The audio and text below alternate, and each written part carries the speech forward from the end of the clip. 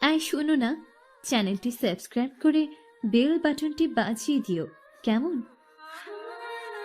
বৃষ্টির বেগ কখনো কমছে তো কখনো বাড়ছে। এদিকে ত্রিদিকার সাজগোজ প্রায় শেষ। বেশ তড়িঘড়ি করেই সে শাড়িটা পরেছে। যদিও ঘরে আয়না নেই, তবে তার মনে প্রাণে বিশ্বাস এই শাড়িতে তাকে বেশ মানিয়েছে। কিন্তু এর জন্য সম্পূর্ণ কৃতিত্ব সে আধিরকেই দিতে চায়, কেননা তার মতে আধিরের পছন্দ বরাবরের মতোই মারাত্মক। এই স্নিগ্ধ হালকা আকাশী নীল রঙের শাড়িটা তার সাথে একদম খাপে খাপ মিশে গিয়েছে। তবে সে একটা বিষয়ে বেশ অবাক হয়েছে। ব্যাগটা সে আজ খুলে দেখলেও আধে তো চিরকুট সহ ব্যাগটা অনেকদিন আগেই তাকে দিয়েছিল, এবং একই সাথে চিরকুটের শেষে লেখা তেতোকার মিস্টার খারুস। এই ব্যাপারটা বেশ আশ্চর্যজনক। ত্রিদিকা যে তাকে খারুস বলে ডাকে, এটা সে আগে থেকেই জানতো। কবে শুনেছে এই কথা? কই, সে তো কখনো আধিরের সামনে এসব নামে তাকে ডাকেনি। অবশ্য ডাকবে কি, সাহসীটা হয়নি। আপাতত এসব ভাবনা চিন্তা সে তার মনের মধ্যেই চাপা দেয়। ত্রিদিকার শাড়ি পরাই তেমন দক্ষ নয়, তবে যতটুকু পারে তাতে কোনো মতে কাজ হয়ে যায়। যথারীতি শাড়ি পরা শেষ করে সে চুড়িগুলো আলগোছে পরে নিল।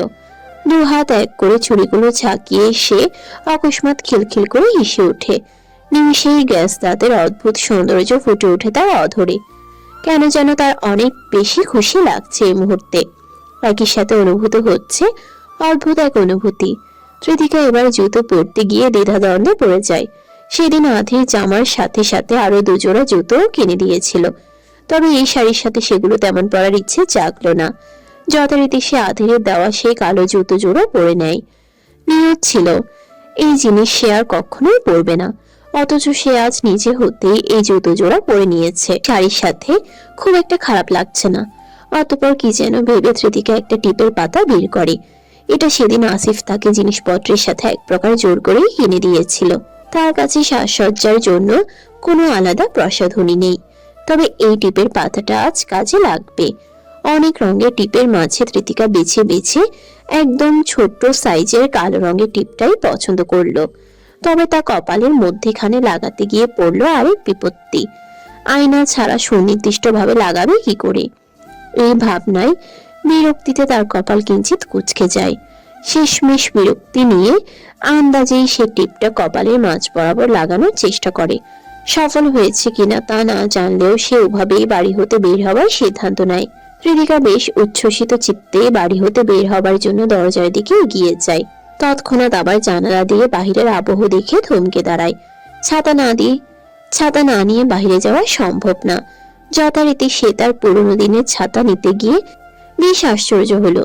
হঠাৎই তার নজরে এলো নীল রঙের এক ছাতা। এটা তো আধিরের, যা দেওয়ার সময় আধির স্পষ্টভাবে বলেছিল ছাতাটা যেন সময় মতো তাকে দিয়ে দেয়।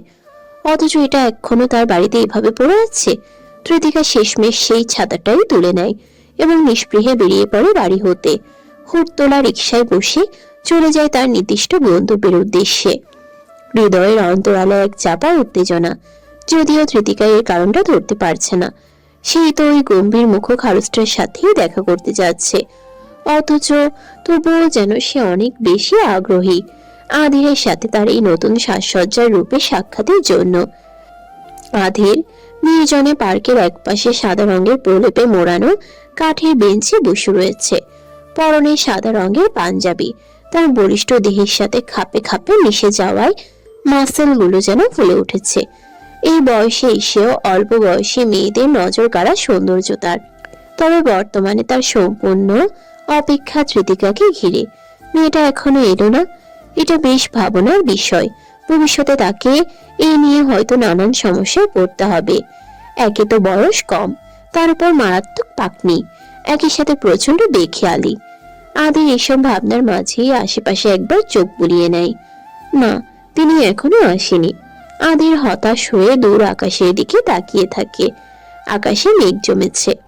কখনো মনে হচ্ছে 1-2 ফোঁটা জলবিন্দু এসে তার গায়ে লাগছে, তো কখনো মনে হচ্ছে মেঘগুচ্ছ নিজেদের মতো গুটিয়ে পালিয়ে যাচ্ছে। আদিরের অসুখ পুরোপুরি কমেনি, শরীর এখনো ক্লান্তিতে নিমজ্জিত। শুরুতে ত্রিদিকার অপেক্ষায় বেশ ভালো মতোই সময় পেরিয়ে গেলেও এখন তার প্রচন্ড বিরক্ত লাগছে। ভেতর ভেতর অস্থির হয়ে উঠল সে। এরই মধ্যে তার নজর পড়ে পাশেই এক কাঠগোলাপ গাছের দিকে। সে গাছের আগায় অনেকগুলো ফুল ফুটে রয়েছে। আদির এক মনে সেদিকে তাকিয়ে থাকার পর একগুচ্ছ কাঠগোলাপ ফুল ছিঁড়ে তুলে নেয়। যদিও এমন কাজকর্ম সে সচরাচর করে না, তবে আজ আর কোনো বাধাও সাধছে না নিজেকে। যথারীতি আদির ফুলের তোকাটা হাতে নিয়ে তার দিকে অপলক ভাবে চেয়ে রইল। অতঃপর ধীর স্বরে আওড়াতে লাগলো, তোমার জন্য নীলছে তারা একটুখানি আলো, ভোরে রং রাতের মিশে কালো, কাঠি গোলাপের সাদার মায়া মিশিয়ে দিয়ে ভাবি, আচ্ছা নীল তোমায় লাগে ভালো, আচ্ছা নীল তোমায় লাগে ভালো। আদিরের গাওয়া শেষ হতে না হতে আচমকা সে কারোর উপস্থিতি টের পেতেই সে পাশে ফিরে তাকায় এবং হঠাৎ চোখের সামনে ধৃতিকার মায়াবী রূপে সে সম্পূর্ণ থমকে যায়। নিষ্পরক চাহনিতে অপলক সে তাকিয়ে থাকে ধৃতিকার ঐশ্বর্য মণ্ডিত আবির্ভাবে। নীলাপ রঙের শাড়িতে ধৃতিকা যেন স্বয়ং সৌন্দর্যের মূর্ত প্রতীক হয়ে দাঁড়িয়েছে। কি চমৎকার ভাবে গুছিয়ে শাড়ি পরার সাথে সাথে চুলগুলো ছড়িয়ে রেখেছে। একই সাথে মাথার উপর নীল রঙের ছাতাটা যেন তার মূর্ত সৌন্দর্যকে আরো বাড়িয়ে তুলেছে। আধীরে দৃষ্টি হঠাৎ স্থবির হয়ে যায়। অপলক নিস্পন্দ অনির্বচনীয় বিস্ময়ে পূর্ণ তার চাহনি। অন্তঃস্থলে প্রবাহিত হচ্ছে এক অজ্ঞাত অগ্নি, অচিহ্নেয় স্রোত। মনোজগৎ হয়ে ওঠে আলোড়িত, অথচ কণ্ঠ নিঃশব্দ। ধৃতিকার নয়নের নিবিড়তা তাকে অভিভূত করে, যেন নিঃসর্গের সমস্ত গোপন ব্যাকুলতা সে বৃষ্টির ভেতরে নীরবে সঞ্চিত। যেন নিঃসর্গের সমস্ত গোপন ব্যাকুলতা সেই দৃষ্টির ভেতরে নীরবে সঞ্চিত। আধীর অনুভব করে তার সংযমী ব্যক্তিত্বের অন্তঃকোষ ভেঙে চূর্ণ বিচূর্ণ হয়ে যাচ্ছে। কতবার যে সে নিজেকে দৃঢ় ও স্থিতপ্রজ্ঞ ভেবেছে, আজ ধৃতিকার রূপ মাধুর্য সেই অহংকারকে সম্পূর্ণ নির্জীব করে দিয়েছে। সে শুধু অনুভব করে এই ক্ষণটুকু অমর হয়ে থাকুক, এই রূপের মায়াজালে সে অনন্তকাল নিমগ্ন থাকুক। অথচ তার অধরে কোনো শব্দ উচ্চারিত হয় না। নীরবতার মধ্যেই তার গভীরতম আকাঙ্ক্ষা অনুরণিত হতে থাকে। অন্যদিকে ধৃতিকা কিছুটা অস্বস্তিতে পড়ে যায়। একে তো হঠাৎ শাড়ি পরেছে, তার মাঝে আধি তাকে অদ্ভুত ভাবে অনিমেষে চেয়ে দেখছে। ধৃতিকা ইতস্তত ভঙ্গিতে আশেপাশে চোখ বুলিয়ে নিজেকে স্বাভাবিক রাখে। অতঃপর এখানে বৃষ্টির বেগ না থাকায় ছাতাটা গুটিয়ে আধিরের উদ্দেশ্যে মৃদু হেসে আওড়ায়, মিস্টার খারুজ, মানে আপনি ঠিক আছেন? আধিরের নজর ফিরে না, সে কোনো কথাও বলে না। ধৃতিকাকে তার ভাবনার কাল্পনিক চরিত্র মনে হচ্ছে। ভাবছে সে হয়তো কল্পনায় হারিয়েছে, কিন্তু পরক্ষণেই ধৃতিকার কণ্ঠস্বর শুনে সে বুঝল না, এটা সত্যি। ধৃতিকা সত্যি সত্যি তার আবদারটা রেখেছে। নিমিষেই তার ঠোঁটের কোনায় মৃদু হাসির রেখা ফুটে ওঠে। তবে পরক্ষণেই আচমকা সে মাথা ঘুরিয়ে নজর সরিয়ে ফেলে। আচমকা তার এহীন কাণ্ডে ধৃতিকা চমকায়। কি আশ্চর্য, তাকে এখানে আসতে বলে এটা কেমন আচরণ করছে। ধৃতিকা তার দিকে এগিয়ে যাওয়ার ভাবনায় দুপা বাড়িয়ে চিন্তিত উৎসুক কণ্ঠে বলল, কি হলো? দেখতে ভালো লাগছে না আমায়? আধিরের নজর ছিল এক গুচ্ছ কাঠগোলাপের দিকে, কিন্তু ধৃতিকার কণ্ঠস্বরে সে পুনরায় তার দিকে ফিরে তাকায়। চোখ মুখের ভাবভঙ্গি সম্পূর্ণ স্বাভাবিক। সে নির্বিকারে ধৃতিকার দিকে আরো কিছুক্ষণ তাকিয়ে থাকার পর উঠে দাঁড়ায়। অতঃপর আনমনে হেঁটে তার সম্মুখে গিয়ে থামে। আদির অনিমেষেই চেয়ে রইল ধৃতিকার দিকে, অথচ ধৃতিকার বুঝে আসছে না আদির এমন আচরণ কেন করছে। মনে মনে ভাবলে ওসব পেরেছে কিনা। এই ভাবনায় চিন্তিত সুরে সে কিছু বলবে, তার পূর্বেই আদির তার হাত বাড়ায় এবং ধৃতিকাকে চমকে দিয়ে তার গাল ও গলার একপাশে আলতো করে বাম হাতটা রাখে। অতঃপর ডান হাতটা চলে যায় সরাসরি কপালের মধ্যিখানে। সেখান থেকে কালো রঙের ছোট্ট টিপটা সে আলগোছে তুলে পুনরায় সুনির্দিষ্ট জায়গা মতো লাগিয়ে দেয় এবং তৎক্ষণাৎ ধৃতিকাকে ছেড়ে দিয়ে হাত জোড়া নামিয়ে ধৃতিকার উদ্দেশ্যে আওড়ায়, সুন্দর। ধৃতিকা চমকে চোখের পাপড়ি ঝাপটায়, তবে তখনই নিজেকে সামলে নিয়ে বলল, শুধুই সুন্দর? আধির পাশে ফিরতে নিয়েছিল। ত্রিতিকার কথা শুনে আবারও তার দিকে ফিরে আনমনে তির্যক হেসে বলল। মারাত্মক সুন্দর। ত্রিতিকাও এবার নিঃশব্দে বিস্তৃত মুচকি হাসে। কিছুটা সময় নিয়ে আধিরের উদ্দেশ্যে বলল। আপনি যে ব্যাগটা দিয়েছিলেন ওটা আমার আগে দেখা হয়নি। আজ কি পরে আসবো ভাবতে ভাবতে আচমকা ব্যাগটা নজরে পড়ে। এরপর পছন্দ হয়েছে? ত্রিতিকা মাথা ঝাঁকিয়ে বলে। অনেক, কিন্তু চিরকুটটা একটু বেশি পছন্দের ছিল। আধির ক্ষণিকের জন্য থমকায়, পরক্ষণেই মৃদু হেসে বলল। এসো বসো এখানে। এই বলেই সে নির্বিকারে হেঁটে গিয়ে বেঞ্চে বসে পড়ে। তার পাশে এই কাঠগোলাপের থোকাটা পড়ে রয়েছে।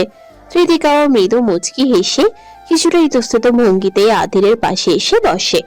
যদিও ত্রিতিকা নিজেদের মাঝে বেশ দূরত্ব রেখে বেঞ্চের এক কোণায় গিয়ে বসেছে। এরই মধ্যে আধির সম্মুখের দিকে চেয়ে থাকতে থাকতে আওড়ায়। নামটা বেশ ভালো দিয়েছো আমার। আচমকা এহেন কথা শুনে ত্রিতিকা উৎসুক দৃষ্টিতে তার দিকে চেয়ে বলল। কোন নাম? ও আধির পাশ ফিরে নিষ্পৃহে আওড়ায়। মিস্টার খারুস। এহেন কথা শোনা মাত্রই ত্রিতিকা কেসে উঠল। পরক্ষণেই আবার নির্বিকারে হেসে ফিরল। তার হাসিতে আধিরও নিঃশব্দে হাসে। পুনরায় আবার দুজনের মাঝে নীরবতা নামে। কেউ কোনো কথা বলছে না, যেন বলার মতো তাদের কিছুই নেই। দুজনেরই শুধু চুপচাপ সম্মুখের অজানায় তাকিয়ে। এরই মধ্যে ত্রিতিকা তার পাশ থেকে নীল ছাতাটা বের করে আধিরের দিকে এগিয়ে দিয়ে বলল। হ্যাঁ, এটা দিতে ভুলে গিয়েছিলাম, এর জন্য দুঃখিত। আধির ভ্রু কুঁচকে বলল। এটা কি? আপনার ছাতা ভুলে গিয়েছিলাম, দেওয়ার সময় পাইনি তো। বলেছিলেন সময় মতো যেন আপনাকে ফিরিয়ে দিই। ত্রিতিকার এহেন কথায় আধির ভাবনা চিন্তা করতেই হঠাৎ সেই দিনের কথা মনে পড়ল। পরক্ষণে সে শুষ্ক হেসে ত্রিতিকার দিকে ছাতাটা ঠেলে দিয়ে বলল। রেখে দাও, ওটা তোমারই থাক। ত্রিতিকা ভ্রুকুচকে বলল। কি আশ্চর্য, এটা নিয়ে আমি কি করব? কিছুই না, আমি চেয়েছি তাই রেখে দাও। আধির আর কথা না বাড়িয়ে ছাতাটা নিজের কাছেই রেখে দেয়। অতঃপর আবারও দুজনের মাঝে নীরবতা জমে। আধির নির্বিকার রইলেও ত্রিতিকা বেশ উসখুস করছে কিছু বলার জন্য। এভাবে চুপচাপ থাকলে তো আরো বেশি অস্বস্তিতে পড়ে যাবে। ত্রিতিকা তার এমন ভাবনায় বেঞ্চের কোণা হতে খুব সামান্য পরিমাণে আধিরের দিকে আনমনে এগিয়ে আসে, যা আধির তার দিকে না তাকিয়েও টের পায়। পরক্ষণেই আচমকা সে এক কাজ করে বসে। ত্রিতিকাকে বিস্ময়ে চমকে দিয়ে সে পেছন হতে ত্রিতিকার দিকে ডান হাতটা বাড়িয়ে দেয় এবং অকস্মাৎ পেছন হতে তার কোমর পেঁচিয়ে নিজের দিকে টেনে আনে। ত্রিতিকা বিস্ময়ে হতভম্ব হয়ে চমকে আধিরের দিকে তাকায়, কিন্তু তাকে কোনো সুযোগ না দিয়েই আধির ত্রিতিকাকে একদম নিজের সাথে মিশিয়ে বেঞ্চের সাথে হেলান দিয়ে গায়ে লিয়ে দেয়। ত্রিতিকা ঢোক গিলে কিছু আওড়াতে চাইলে আধির নির্বিকারে গম্ভীর স্বরে বলল। তেতুকা, আমার তোমায় কিছু বলার আছে। ত্রিতিকা তীব্র সংকোচে কুঁচকে গিয়েছে। তবে আধিরের এহেন কথা শুনে আচমকাই সে পাশে ফিরে তাকায়। এরই মধ্যে আচমকা মেঘ ভেঙে বৃষ্টি নামতে শুরু করে। হঠাৎ বৃষ্টিতে ত্রিতিকা ভড়কে যায়। সে তড়িঘড়ি করে পাশ থেকে ছাতাটা বের করে। অতঃপর দ্রুত ছাতা খুলে নিজেদের বৃষ্টি হতে আড়াল করে। এদিকে অকস্মাৎ বৃষ্টি আর ত্রিতিকার তড়িঘড়ি ব্যস্ততা দেখে আধির আনমনে আকাশের দিকে চেয়ে তার ছেলের সহিত কিঞ্চিত তির্যক হাসে। বৃষ্টি আসার আর সময় পেল না। এদিকে ত্রিতিকা স্বাভাবিক হয়ে তার দিকে মুখ ফিরিয়েছে এবং স্বাভাবিক কণ্ঠে বলে ফেলে। কি যেন বলতে চাইছিলেন? ত্রিতিকা এই বলতে না বলতে আবারও থমকে যায়। আধিরের মাদক আসক্ত চাহনিতে তার শব্দ ভাণ্ডারে তালা পড়ে যায়। ছাতা নিচে উভয়ের অবস্থান যেন হঠাৎ সন্নিকটের গুড় ব্যঞ্জনে স্তব্ধ হয়ে ওঠে। বহির্বিশ্বে ঝরঝর বৃষ্টি ধারা মাটিতে আচ্ছন্ন করে রেখেছে। বহির্বিশ্বে ঝরঝর বৃষ্টিধারা মাটিকে আচ্ছন্ন করে রেখেছে। আকাশমণ্ডল গম্ভীর গর্জনে গুঁড়ো সুর তুলছে। অথচ সেই বহি প্রকৃতির তীব্রতায়ও ছাতার অন্তরালে সৃষ্টি হয় ভিন্ন এক নিবিড় আবেশ। ত্রিতিকার কাপা হাতে দৃঢ়ভাবে ছাতাটা শক্ত করে আঁকড়ে ধরে। তার অপর হাত কম্পমান হয়ে আধিরের বাহুতে অনিচ্ছাকৃতভাবে স্থির হয়েছে। লজ্জা বোধে সে হাত প্রত্যাহারের প্রয়াস নিলেও আধিরের নিস্তব্ধ অথচ অগ্নি সদৃশ দৃষ্টির প্রাবল্যে তাতে যেন অদৃশ্য শৃঙ্খল ছড়িয়ে যায়। আধিরের দৃষ্টি জ্বরে দীপ্ত লালাপ শিখার ন্যায় নেশার মতো ঝলকে উঠে।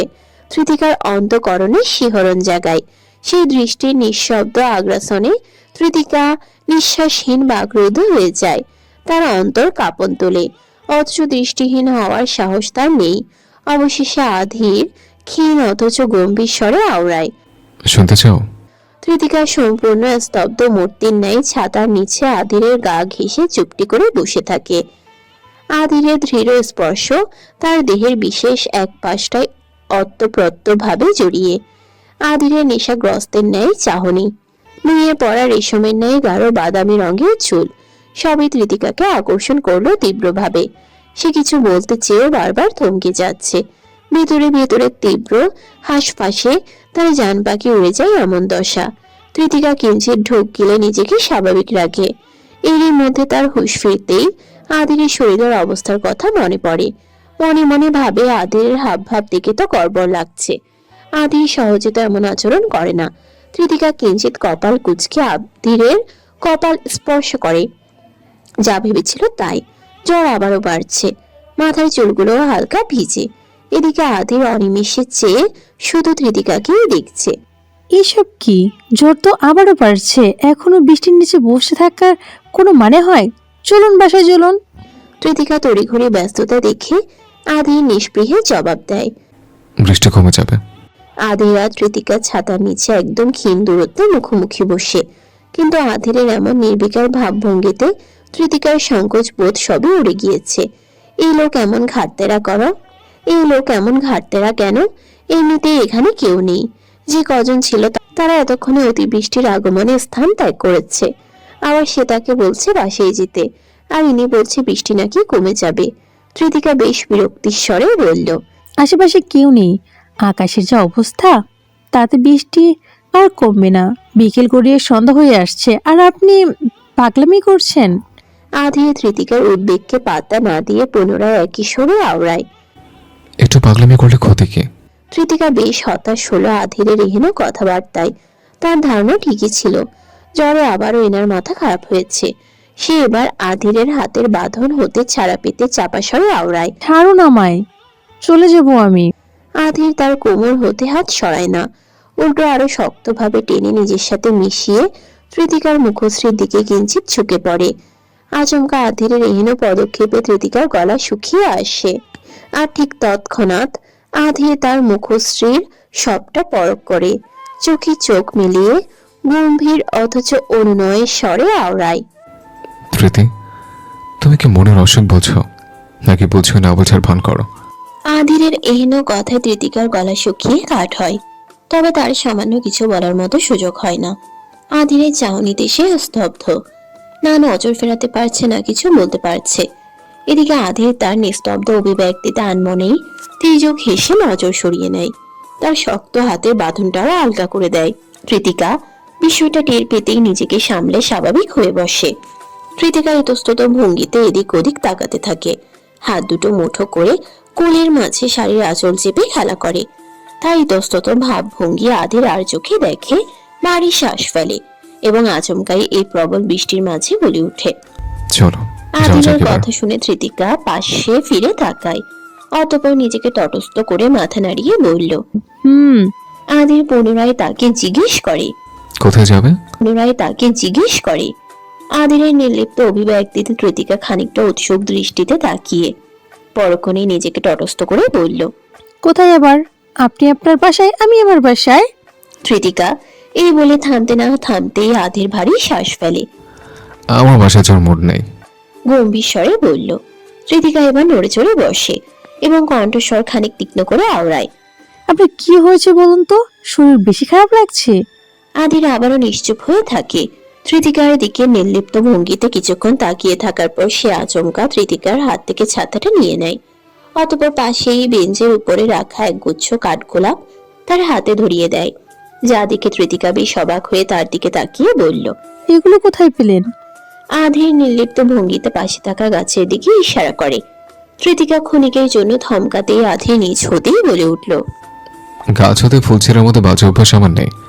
গাছের ফুল গাছের সুন্দর জানি আমি, তবে একটা ফুলও যেন কারো রূপের কাছে মাথা নত কৃতিকা করেছে। আর কথা বাড়ায় না, আলগোছে ফুলগুলো নেড়ে চেড়ে দেখতে থাকে। অন্যদিকে আধির ঝিরিঝিরি বৃষ্টির মাঝে উঠে দাঁড়ায়। অতঃপর কৃতিকার হাতটা আলতোভাবে নিজের হাতে আঁকড়ে ধরে তাকে নিজের পাশে দাঁড় করায়। কৃতিকা কিঞ্চিত ঢোক গিলে নিজেকে গুটিয়ে তটস্থ করে। আধি তার ভাবগতিক আর চোখে পরখ করে, শীতল গম্ভীর স্বরে বলল, প্রীতি, তোমার এই অতিমাত্রিক সংকোচ বোধই আমাকে উস্কে দেয়। তুমি যা লুকাতে চাও সেটাই সর্বাধিক প্রলব্ধিকর। কৃতিকা সম্পূর্ণ বাকরুদ্ধ, তার আর বলার মতো কোনো ভাষা নেই। শাড়ির আঁচল চেপে আধিরের পায়ের সাথে পা মেলায়। চারপাশে এখনো নির্বিকারে বৃষ্টি ঝরছে, ভিজে সিক্ত সজীবতার মাঝে। পার্কের ইট পাথরে সজ্জিত রাস্তা ধরে এগিয়ে যাচ্ছে এক জোড়া অতৃপ্ত সত্তা, যাদের মাঝে থাকা অনুভূতিগুলো প্রতিনিয়ত নানান ঘূর্ণিপাকে আবর্তিত। অথচ মুখ ফুটে কেউ কাউকে স্পষ্ট অভিব্যক্তিতে কিছুই বলতে পারছে না। কোনো না কোনো দ্বিধায় দুজনেই নিজেদের ভাবনাকে প্রশ্নবিদ্ধ করছে। দুজনে নীরব চাহনি, অমোঘ আকাঙ্ক্ষা ভাষার সীমা অতিক্রম করে হৃদয়ে গভীর সঞ্চার ঘটায়। অথচ এই অতৃপ্ত চাহনা অপরিপূর্ণতায় ঋদ্ধ, তবুও তীব্রতম কামনা তাদের অন্তরকে বেঁধে রেখেছে নির্বিশেষে। কৃতিকা ইতস্তত ভঙ্গিতে বেখিয়ালিতে হাঁটতে হাঁটতেই আচমকা পাথরের কণার সাথে পা বাঁধিয়ে উষ্ঠা খেয়ে কর্দমাক্ত ঘাসের উপর পড়তে নিলে তৎক্ষণাৎ আধি তাকে শক্ত হাতে চেপে নিজের সাথে মিশিয়ে নেয় এবং তখনই গম্ভীর স্বরে বলে ওঠে, বেখেয়ালিপনা বন্ধ করো, বিরক্ত হচ্ছে আমি। কৃতিকা আদিরের বুকের সাথে সম্পূর্ণ লেপ্টে রয়েছে। আদিরের হাত তার পেট গুলিয়ে পিঠ ছেয়ে পুনরায় অপর পাশের উদরে ঠেকেছে। গলা শুকিয়ে তার কাঠ হয়ে আছে। এত সংকোচ বোধ তার ইহজন্মে কোনোদিন হয়নি। ইচ্ছে করছে আকাশ পাতাল ফুঁড়ে কোথাও চলে যেতে। তবে আপাতত আধিরের রাগান্বিত চাহনিতে চোখ মেলানোর সাহস না জুগিয়েই মিনমিনিয়ে আওড়ায়, বাড়ি যাব আমি। আধি কৃতিকার দিকে কিছুক্ষণ তাকিয়ে থাকার পর ভারী শ্বাস ফেলে বলল, চলো। হুড়তোলা রিকশায় গুড়ি গুড়ি বৃষ্টির মাঝে দুজনে বিস্তীর্ণ রাস্তার বুকে এগিয়ে চলেছে। কোথায় যাচ্ছে তা জানা নেই। আধি শুরুতে বাড়িতে নিয়ে যাবে বললেও এখন আর তাকে ছাড়ছে না, আবার কিছু বললে জবাবও দিচ্ছে না। তার সন্নিকটে বসে থাকায় তার গায়ের উত্তাপে এটুকু তো স্পষ্ট যে এই খারুসের জ্বর বাড়ছে। কিন্তু এমন পাগলামি কেন শুরু করেছে কে জানে। এরই মধ্যে বৃষ্টি একটু কমে যেতেই আধের আচমকা রিকশার হুট ফেলে দেয়। তার ইহীন কাণ্ডে কৃতিকা তড়িঘড়ি করে বলল, আরে আরে কি করছেন? এই বৃষ্টির পানি মাথায় লাগলে অসুখ আরো বাড়বে তো। কৃতিকার কথায় আধের কোনো প্রতিক্রিয়া করে না। আলগোছে গম্ভীর্যের সহিত মুখটা পাশে ফিরিয়ে নেয়। ঢাকা শহরে এমন ভিআইপি এরিয়াতে সাধারণ মানুষের আনাগোনা খুবই কম। সবই অত্যাধিক বিলাসবহুল গাড়ি নিয়ে যাওয়া আসা করছে। আধের চারপাশটায় আনমনে চোখ বুলিয়ে নেয়। আজকের অনুভূতিটা নতুন হলেও মন্দ লাগছে না। ঠিক কত বছর পর সে এভাবে রিকশায় চড়ে শহর ঘুরছে তা জানে না। অবশ্য আদৌ কখনো তার এমন কিছু করার সুযোগ হয়েছিল কিনা তাও অজানা। কিন্তু আজকের দিনটা তার জীবনের পাতায় অত্যন্ত বিশেষ হয়ে থাকবে, এতে সে একদম নিশ্চিত। এরই মধ্যে আধি টের পায় তার পাশে বসে থাকা কৃতিকা উসখুস করছে। নিষ্পৃহে পাশে তাকাতেই দেখে তার খোলা চুল নির্বিকারে শীতল হাওয়ায় উড়ছে। হাতে তার কাঠগোলাপের থোকা। কখনো তা সামলাতে গিয়ে এক হাতে চুল বাঁধা সম্ভব হচ্ছে না, আবার কখনো চুল বাঁধতে গিয়ে ফুল সামলাতে হিমশিম খাচ্ছে। আধি আনমনে তার দিকে কিছুক্ষণ তাকিয়ে থাকার পর নিষ্পৃহে নিজের দুহাত পেছনে হতে কৃতিকার দিকে বাড়িয়ে তার কেশগুচ্ছ স্পর্শ করে। নিমিষেই কৃতিকা চমকে পাশে ফিরতে না ফিরতেই আধি নির্বিকারে চুলগুলো সব কানের পাশ ও ঘাড় হতে আলতোভাবে টেনে নিয়ে তা একত্রে মুড়িয়ে খোপা করার চেষ্টা করে। পুরোপুরি সফল না হলেও সবগুলো চুল কোনো মতে এক হতে দেখেই আধি শান্ত হয়। অন্যদিকে কৃতিকা শুধুমাত্র হতভাবের ন্যায় চেয়ে থাকে। এরই মধ্যে তাকে আরো বেশি অস্বস্তিতে ফেলে দিতে আচমকা আধি তার কানের নিকটে মুখ এগিয়ে ফিসফিসিয়ে শীতল নিরেট কণ্ঠে আওড়ায়, তোমার চুলগুলো মারাত্মক সুন্দর, আই লাভ ইট। নিমিষেই কৃতিকা অজানা শিহরণে কেঁপে ওঠে। অথচ আধি নির্বিকারে পুনরায় মুখ ফিরিয়ে নেয়। কিন্তু কৃতিকা তো আধিরের মতো স্বাভাবিক থাকতে পারছে না। আধি এসব কি করছে, কেন করছে তা তো আর বুঝতে বাকি নেই। কিন্তু কিন্তু কিন্তু কেননা কোনো না কোনো কিন্তু যে থেকেই যাচ্ছে। তার জান পাখি উড়ে যাবার জন্য যে ভেতরে ছটফট করছে তা কি আধির বুঝতে পারছে না? যদি বুঝেও থাকে তবে কেন করছে এসব? কৃতিকা ঠোঁটে ঠোঁট চেপে শাড়ির আঁচল শক্তভাবে মুঠো করে চুপটি করে বসে থাকে। আশেপাশে আর কারো দিকে তাকানোর মতো অবস্থা তার নেই। ভিতরে যে তোলপাড় শুরু হয়েছে তাতে এই মুহূর্তে আর নিজেকে সে কোনো মতেই নিয়ন্ত্রণ করতে পারবে না। বিকেল গড়িয়ে সন্ধ্যা নেমেছে। অতঃপর এখন সন্ধ্যা রাতের আকাশে তারাগুলো ছুটাছুটি করছে। কৃতিকা হাতের কাঠ গোলাপের গুচ্ছ নিয়ে গিয়েছে, কিন্তু কৃতিকা চাইছে বাড়ি পৌঁছানো অবধি এগুলো একদম ঠিকঠাকই থাকুক। না, তার এখনো বাড়ির উদ্দেশ্যে রওনা দেওয়ার সুযোগ হয়নি। আপাতত সে আধিরের সাথে ফাঁকা রাস্তায় হেঁটে চলেছে। রাতের শহরে চারপাশ চলে উঠেছে নানান রকমের রঙিন আলোয়। তবে বড় বড় ল্যাম্পপোস্টের হলদেটে আলোয় যেন মনকে সবচেয়ে বেশি প্রশান্ত করছে। আধিরের ভাবগতিকে বিশেষ কোনো পরিবর্তন নেই। পিছনে দুহাত এক করে শির দ্বারা সোজা রেখে গম্ভীর ভঙ্গিতে সেই তখন থেকে কৃতিকাকে দিয়ে একটানা শুধু হেঁটেই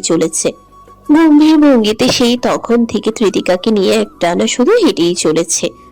আধি নিজের মতো নির্বিকারে হাঁটছে, আর কৃতিকা তার পায়ের সাথে পা মেলানোর চেষ্টায়। কোথায় থেকে কোথায় যাচ্ছে নিজেও জানে না। কৃতিকারও আর কিছু বলার সুযোগ হচ্ছে না। সে আধিরের মতো গন্তব্য হারা। তবে রাস্তার মাঝে মাঝে সে কৃতিকার বেশ খাতির যত্ন করেছে। সবচেয়ে আশ্চর্যের বিষয়, আধি রাস্তাকে নিজ হাতে ফুচকা খাইয়েছে। কৃতিকার মাথায় আসছে না এক জ্বরে মানুষের এত পরিবর্তন কি করে হলো। কিন্তু ঠিক মতো যে কথাবার্তা বলছে না, এই কি করা যায়। তার তো এভাবে ঘন্টার পর ঘন্টা চুপচাপ থাকতে ভালো লাগে না। যদিও কৃতিকা চারপাশে দৃষ্টি মেলে তাকাতেই তার চোখে মিশে যায় অদ্ভুত প্রশান্তি। ঠোঁটের কোণে গোপন আলোর ন্যায় ফুটে উঠে বিস্তৃত মুচকি হাসি। বহুদিনের সুপ্ত বাসনা ছিল এভাবেই এক নির্জন রজনীতে ল্যাম্পপোস্টের হলদেটে আলো ভেদ করে নিস্তব্ধ রাস্তায় একা একা গন্তব্যহীন পথ ধরে হেঁটে যাবে।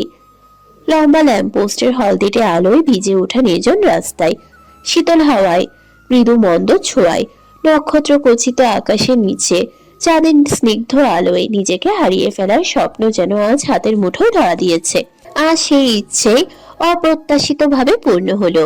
যদিও পরিবেশ তার কল্পনা সম্ভাবনার মতো নিখুঁত নয়, তবুও নিয়তির এই আকস্মিক দান অপরিমেয় সুখ এনে দিল কৃতিকার মনে। আজ যা পেয়েছে এটাই বা কম কিসের। সে তো কখনো কল্পনাও করেনি আজ এভাবে তার ইচ্ছেটাও পূর্ণ হয়ে যাবে। তারা যে রাস্তায় পা মেলাচ্ছে তার দুধারে প্রসারিত অন্ধকার, দূরবর্তী নীরবতা। শুধু অল্প দূরে মহাসড়কের বুক চিরে কিছু গাড়ি সাই সাই করে ছুটে চলেছে। আবার সবকিছু ডুবে যাচ্ছে নৈশ নিস্তব্ধতায়। আদিরের সাথে কাঁধে কাঁধ মেলানো এই নীরব যাত্রায় কৃতিকার মনে বারবার এক অদ্ভুত অনুভূতি জন্ম নিচ্ছে। সে বুঝতে পারছে একা একা হাঁটার বহুদিনের আকাঙ্ক্ষা আজ আর শুধুই নিজের নয়, এখনকার প্রতিটি পদক্ষেপ ভাগাভাগি হয়ে গিয়েছে আধিরের সাথে। তার অন্তরের গোপন ইচ্ছেও যেন ধীরে ধীরে আদিরকে কেন্দ্র করেই নতুন রূপ নিচ্ছে। এরই মধ্যে কৃতিকা আধিরের এহেন নির্লিপ্ততায় অস্থির হয়ে বলল, আর কতক্ষণ এভাবে? আপনার রেস্টের প্রয়োজন, অথচ আপনি কথাই শুনছেন না। আমি বলেছি আমার বাসায় যাওয়ার মুড নেই। পুনরায় আধিরের নির্বিকার অভিব্যক্তিতে কৃতিকা রুক্ষস্বরে বলল, পাগলামি করছেন আপনি। আপনি একদমই ঠিক নেই। আদৌ এটা বুঝছেন? আধির আবারও নির্লিপ্ত ভঙ্গিতে বলল, আমি জানি আমি ঠিক নেই, কারণ তুমি আমায় ঠিক থাকতে দাওনি। মানে আমি আবার কি করলাম? সেই কখন থেকে আমি বাড়ি ফেরার জন্য বলে বলে শেষ হয়ে যাচ্ছি। আধির এবার কৃতিকার দিকে ফিরে তাকিয়ে এবং তৎক্ষণাৎ শান্ত গম্ভীর স্বরে আওড়ায়, স্মৃতি, তুমি কিন্তু অভিনয় অত্যন্ত ভালো। এই বলেই সে মুখ ফিরিয়ে নেয়। অথচ কৃতিকা হতভম্বের ন্যায় চুপ হয়ে থাকে।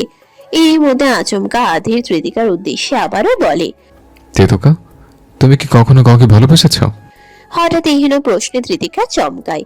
তবে কিছুটা সময় নিয়ে কৃতিকা জবাব দেয়। আধির কিঞ্চিত চমকানোর ন্যায় ভঙ্গিতে পাশে ফিরে কৃতিকার উদ্দেশ্যে বলল, কাকে? বাবা মাকে, এরপর কাকিমা, তবে সবচেয়ে বেশি হয়তো দাদুভাইকে ভালোবাসতাম। কৃতিকার এহেন নির্বিকার অভিব্যক্তিতে আধির ভারী শ্বাস ফেলে পুনরায় সম্মুখে মুখ ফিরিয়ে নেয়।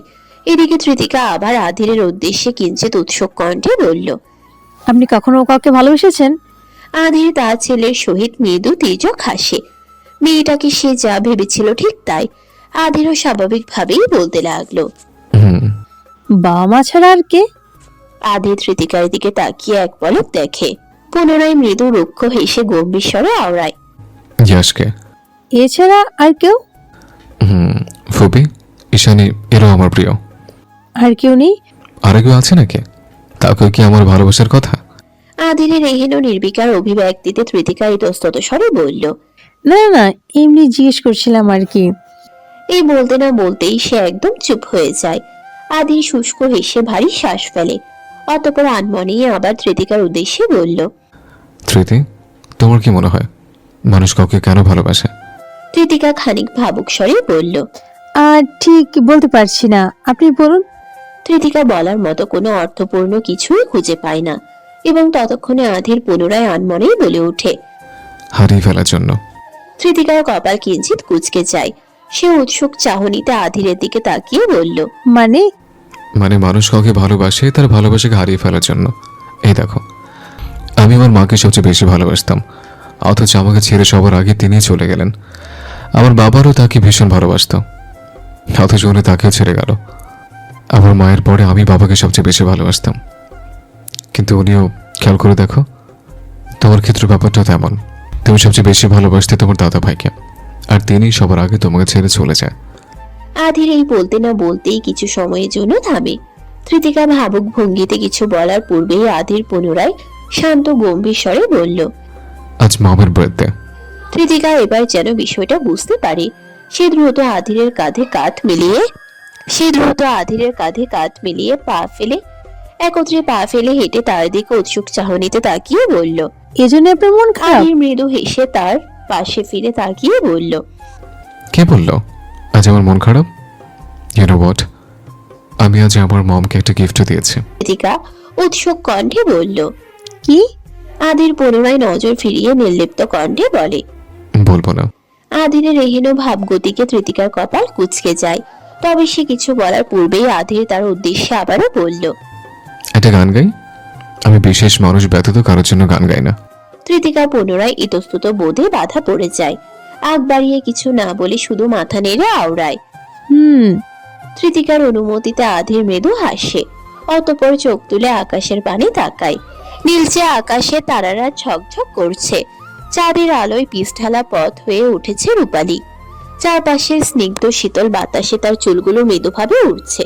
ধৃতিকার ক্ষেত্রেও তাই, অথচ দুজনে এখনো একই তালে হেঁটে চলেছে। কোনো ভাবনা নেই, কোনো চিন্তা নেই, যেন দুজনেই আজ মুক্ত পাখি। পিছনে হতে দৃশ্যটা যেন আরো বেশি মনোমুগ্ধকর।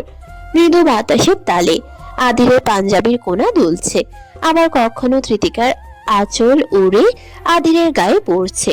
তবুও দুজনে নির্বিকার গন্তব্যহীন পথ চলা থামবার নয়। এই যেন একজোড়া অতৃপ্ত অসম সত্তার কাছাকাছি আসার গল্প। এই যুগের ভালোবাসি বলার মতো সামান্য শব্দটাও যেন তাদের অনুভূতিতে পর্বত শৃঙ্গ সমতুল্য। এর মাঝে আধিরের নজর পড়েছে দূরের এক শিমুল গাছের উঁচু ডালে। এই সময় ফুল না ফুটলেও ল্যাম্পপোস্টের আলোয় অন্ধকারের মগ ডালের উঁচু পাতার সারিগুলো বেশ লালচে হয়ে যেন জ্বলজ্বল করছে। আধি সব মিলিয়ে চারপাশ দেখতে দেখতেই আওড়ায়। ভাবনা আমার শিমুল ডালে লালচে আগুন জ্বলে, তেতুকার মনে মাতাল হাওয়া খেলে, এক মুঠো রোদ আকাশ ভরা তারা ভিজে মাটিতে জলে নকশা করা মনকে শুধু পাগল করে ফেলে। আধির এইটুকু গাইতে না গাইতেই ধৃতিকা তার দিকে বিস্ময়ের চাহনিতে তাকায়। এই লোকটা সবকিছুতেই মারাত্মক সুন্দর। গানও যে এত ভালো গায় কল্পনাতেও ভাবিনি। যদি গানের পংক্তিতে সে যে অকাজটা করছে তা ধৃতিকা ভালোই বুঝতে পারে। সেসব ভাবতে গিয়েও ধৃতিকার ফর্সা গাল আচমকাই লাল হয়ে ওঠে। তবুও নিজেকে সামলে নিয়ে আধিরের পায়ের সাথে পা মেলায়। তবে আধিরের কোনো হেলদোল নেই। সে নিজের মতো করে বাকি অংশটুকু আকাশের পানে চেয়ে গাইতে থাকে। তোমায় ঘিরে এতগুলো রাত আধের হয়ে জেগে থাকা, তোমায় ঘিরে আমার ভালো লাগা, আকাশ ভরা তারার আলোয় তোমায় দেখে দেখে ভালোবাসার পাখি মেলে। আবারও ধৃতিকা তীব্র সংকোচে কুঁচকে যায়, অথচ আর চোখে তাকিয়ে দেখে আধির কতটা স্বাভাবিক। শাড়ির আঁচলের ফাঁক হতে কাঠগোলাপগুলোর দিকে মাথা নুইয়ে তাকিয়ে তাকিয়ে ভাবে, এই খারুসটা কত ভালো অভিনয় করতে পারে, অথচ বলে কিনা অভিনয় নাকি আমি সেরা। যথারীতি আধির এবারও নিঃসংকোচে গানের বাদবাকি অংশটুকু গেয়ে ফেলে। তোমার জন্য নীলছে তারা আর একটুখানি আলো, ভোরে রং রাতে মিশে কালো, কাঠগোলাপের সাদার মায়া মিশিয়ে দিয়ে ভাবি আবছা নীল তোমার লাগে ভালো। রাত 9:30 পেরিয়েছে, তবুও দুজনের পথ চলা শেষ হয়নি। কৃতিকাও নিজের মতো আনমনে হেঁটে চলেছে। অনেকক্ষণ সময় পর পর হয়তো দুজনের দু একটা কথাবার্তা হচ্ছে, এছাড়া আর বিশেষ কোনো পরিবর্তন নেই দুজনের। এরই মধ্যে আচমকা এক নির্জন পরিবেশে প্রবেশ মাত্রই আধির কৃতিকার উদ্দেশ্যে বলল। তেতুকা, তোমার ভয় করছে না? কৃতিকা কিঞ্চিত কপাল কুঁচকে বলল, ভয় কেন করবে? এই যে অপরিচিত এক মানুষের সাথে এভাবে রাস্তার পর রাস্তা হেঁটে চলেছ, তবু এই নির্জন নিস্তব্ধ গন্তব্যহীন পথে। আধিরের এহেন নির্লিপ্ত অভিব্যক্তিতে কৃতিকা গা ছাড়া ভঙ্গিতে তাচ্ছিল্যের সহিত মৃদু হেসে আওড়ায়। আপনি আমার অপরিচিত হলেন কবে? আপনাকে তো আমি চিনি। কতটুকু চেনো আমায়? এবার কৃতিকা খানিকটা তটস্থ হয়ে বলল, যতটুকু চিনলে কাউকে নির্দ্বিধায় বিশ্বাস করা যায়। আধির এবার থেমে যায়, কৃতিকার দিকে মুখ ফিরিয়ে বলে, যদি এই মুহূর্তে তোমার সাথে বাজে কিছু করে ফেলে? কৃতিকা এবার উত্তর না দিয়ে আধিরের মুখের দিকে তাকিয়ে থাকে। খানিকটা আমতা আমতা করে বলল, কি বলেন এসব? আপনি আমার সাথে মস্করা করছেন? মোটেও না। আমার ব্যাপারে এখনো আমার পরিবারের কেউ কিছুই জানে না, আর এই শহরে তুমি এখন একাই থাকো। এছাড়া আমার পাওয়ার সম্পর্কে আশা করি তোমার ন্যূনতম ধারণা হয়েছে। ধরো, আমার ইচ্ছে হলো তোমার সাথে বাজে কিছু করে ফেলার। আধিরের কথা শেষ হতে না হতেই কৃতিকা তীক্ষ্ণ কণ্ঠে তার উদ্দেশ্যে বলল, বাজে কিছু বলতে কি বোঝাতে চাইছেন? আধির অদ্ভুত ভাবে নিঃশব্দে হেসে বলল, এই ধরো, তোমাকে মেরে বুড়িগঙ্গে ভাসিয়ে দিলাম এবং কেউই কখনো তোমার কোনো খোঁজ খবর পেলো না। কৃতিকা চোখ মুখ কুঁচকে আধিরের উদ্দেশ্যে বলল, অমন হলে মারার পর পেতনি হয়ে আপনার ঘাড় মুটকে দেব। আধির নিঃশব্দে হেসে বলল, তুমি এমনি তো পেতনি, নিম গাছের তেতো পেতনি মিস তেতোকা। কৃতিকা ক্ষিপ্ত হয়ে কিছু বলতে নিবে তার পূর্বেই আধির তার উদ্দেশ্যে বলল, অনেক হয়েছে, চলো এবার। কোথায় যাবেন? কেন? তুমি তোমার বাসায় আর আমি আমার বাসায়। আধিরের এহেন কথায় কৃতিকা আনমনেই ভারী শ্বাস ফেলে। আধির তাকে তীক্ষ্ণ নজরে পরখ করে বলল, কে মিসেস তেতোকা? আজ রাতটা আমার বাসায় থাকবেন নাকি? আধিরের অভিব্যক্তিতে কৃতিকা অকস্মাতই চমকে উঠল। এই মুহূর্তে আধির তাকে মিসেস তেতোকা বলল, নাকি সে ভুল শুনল? কৃতিকা চোখ পিটপিট করে আধিরের দিকে তাকাতেই আধির ভ্রু উঁচিয়ে কৃতিকাকে ইশারা করে যথাযথ জবাব দিতে কৃতিকা তৎক্ষণাৎ নিজেকে সামলে নিয়ে বলল, আমার বাসা থাকতে আপনার বাসায় কেন থাকতে যাব? কেন, ঘাড় মটকানোর জন্য? এই বলতে না বলতে আধির কৃতিকার সন্নিকটে এগিয়ে আসে। কৃতিকা ক্ষণিকের জন্য ঘাবড়ে গেলেও শাড়ির আঁচল চেপে নিজেকে তটস্থ করে। সে আধিরের চোখে চোখ মিলিয়ে তাকিয়ে থাকতে থাকতেই আধির কিঞ্চিত মৃদু হেসে নির্বিকারে কৃতিকার কপালের সামনে সরিয়ে পড়া চুলগুলো আলতো ভাবে আঙ্গুলের সাহায্যে ঠিক করে দিতে দিতেই বলতে লাগলো, স্মৃতি। আধিরের আবেশিত কণ্ঠস্বরে কৃতিকা তীব্র সংকোচের সহিত আওড়ায়। আধির এক মনে কৃতিকার দিকে তাকিয়ে নিমিষেই কৃতিকার হৃদয় স্পন্দনের গতি বেড়ে যায়। সে আধিরের চোখে তীব্র উৎসুক চাহনিতে তাকিয়ে থাকে, এই যেন সে বিশেষ কিছু একটা বলে ফেলবে। আধির বেশ কিছুটা সময় নিয়ে শেষমেশ বলেই ফেলল, কাল অফিসে সময় মতো চলে এসো, অনেক কাজ বাকি পড়ে আছে, সেসব দ্রুত করতে হবে। আর আর সন্ধ্যার দিকে আমার কাছে লোকজন যাবে তোমার বাসায়। যা যা জিনিসপত্র এখানে আনতে চাও তা ওদের বুঝিয়ে দিও, এরপর আমি গিয়ে তোমায় নিয়ে আসবো। নিমিষেই কৃতিকার চোয়াল শক্ত হলো। এতক্ষণ সময় নিয়ে মানুষ এসব কথা বলে? সে তো কি না কি ভেবে বসেছিল। কৃতিকা এই বিরক্তিতে মনে মনে আওড়ায়। আসলেই খারজ। ভার্সিটি শেষে কৃতিকা অফিসে আসা মাত্রই জারার সাথে তার দেখা হয়ে যায়। আশ্চর্যজনকভাবে জারা আজ নিজ হতেই কৃতিকার কাছে এগিয়ে এলো। কৃতিকা এতে খানিক অবাক হলেও সে নিজেকে সম্পূর্ণ স্বাভাবিক রেখে কথোপকথন চালিয়ে যায়।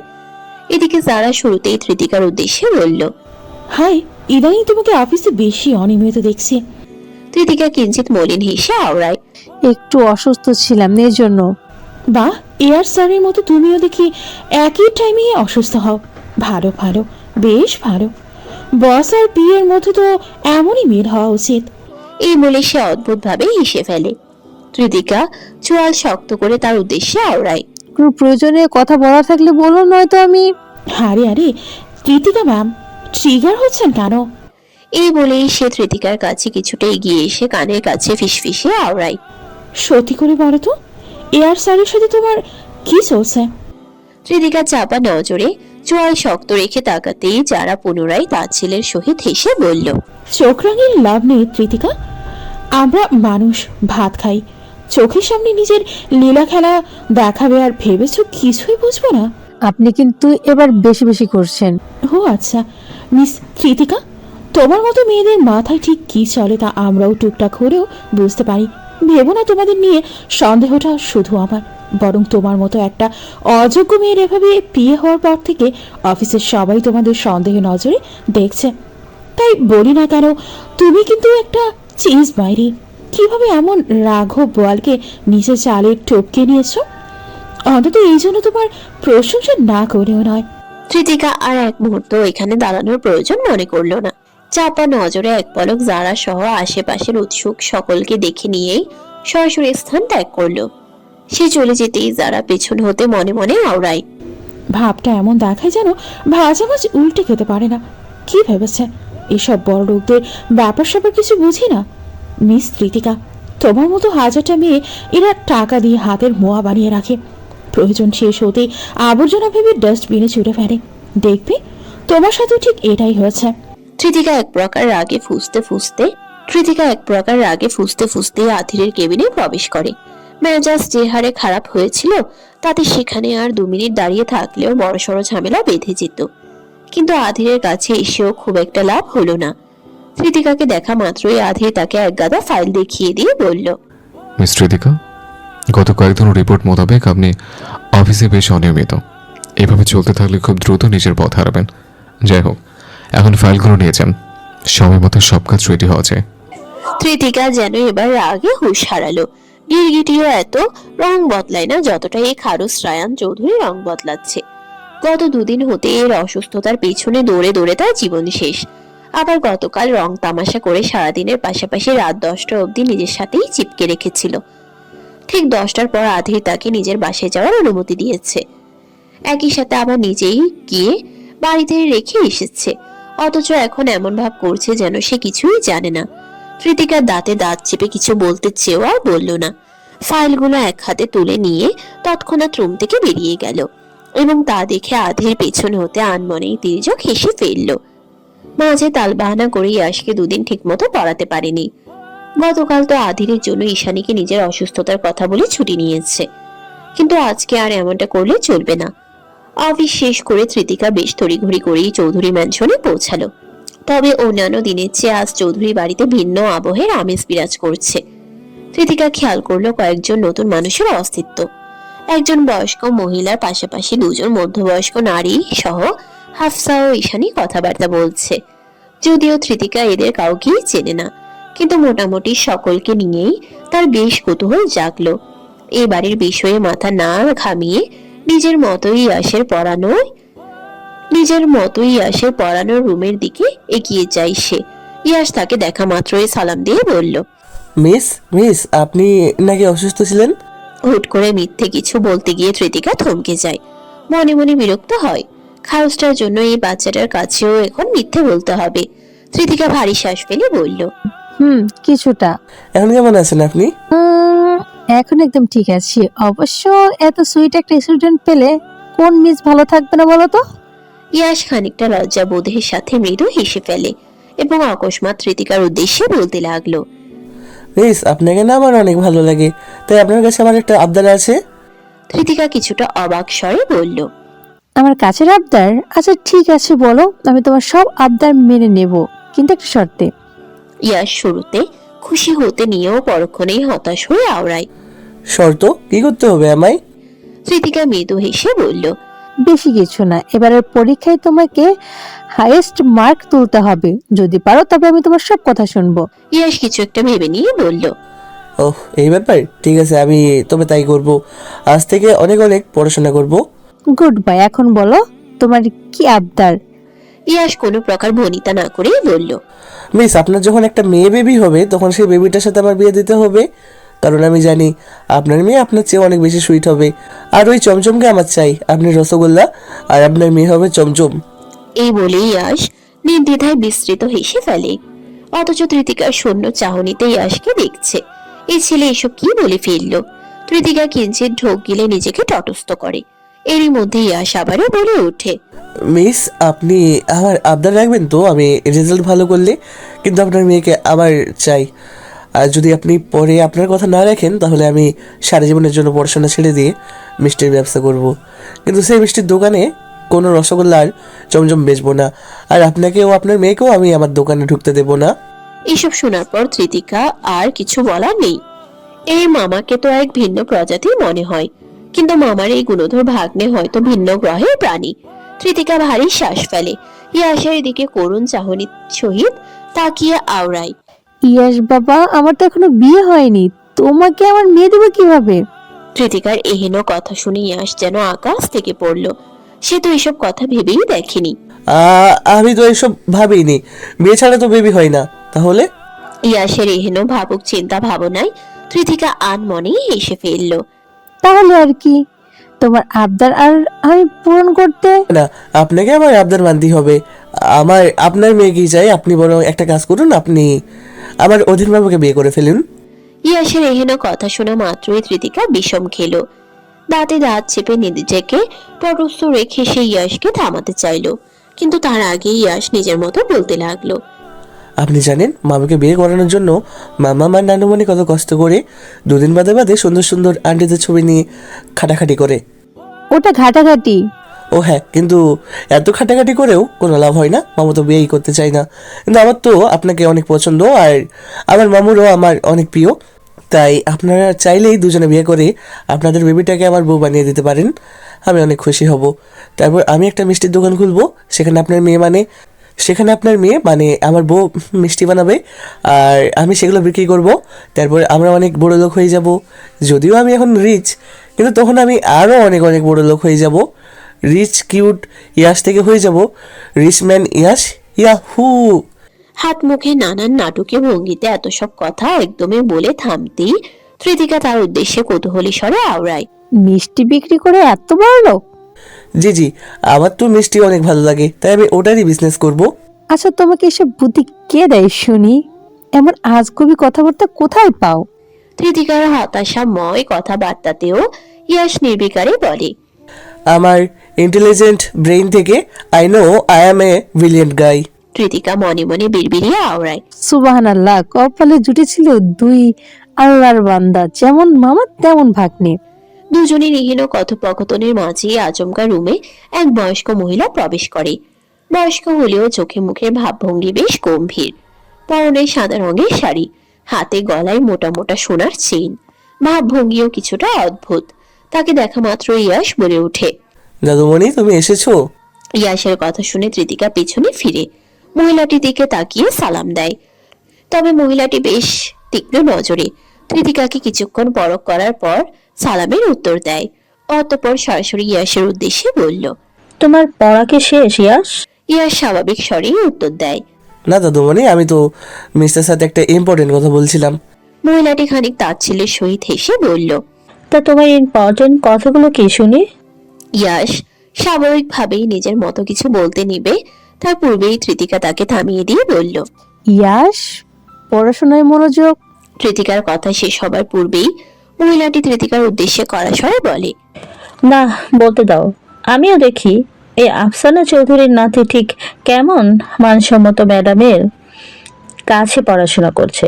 অবশ্য আমার জানাই ছিল আমার নাতির ঠিকঠাক দেখভাল কখনই ঈশানী আর হাফসা করতে পারবে না, আর সেটাই এখন নিজ চোখে দেখতে হচ্ছে। তৃতিকা ঠোঁট চেপে কথাগুলো শোনার পর বিনয়ের সাথেই বলে উঠল, দেখুন, আপনার কথা ভুল হচ্ছে। আমি মোটেও। তা তো দেখতেই পাচ্ছি। পড়াশোনার জন্য বাড়িতে ঢুকেছো, 20 মিনিট পেরিয়ে গিয়েছে, কিন্তু বই খোলার নামই নেই। অথচ কি সব আলোচনা! ছি ছি ছি, আজকালকার মানুষজনও কোনো বিবেক বুদ্ধি নাই। নয়তো এভাবে অন্য টাকা মেরে খাওয়া মানে হয়? তৃতিকা বুঝতে পারছে না এসব কি থেকে কি হচ্ছে।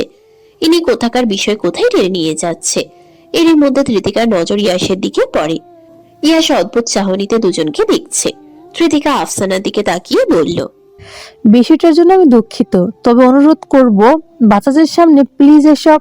কৃতিকার কথা শেষ হতে না হতেই আফসানা ইয়াসের উদ্দেশ্যে বলল, ইয়াস, দাদু ভাই, তুমি বাইরে যাও তো।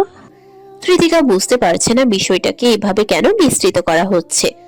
আফসানার হাবভাব স্বাভাবিক নয়, কেমন অদ্ভুত, কেমন অদ্ভুত। নয়তো কোনো টিউটরের সাথে সরাসরি কেউ এমন আচরণ করবে না।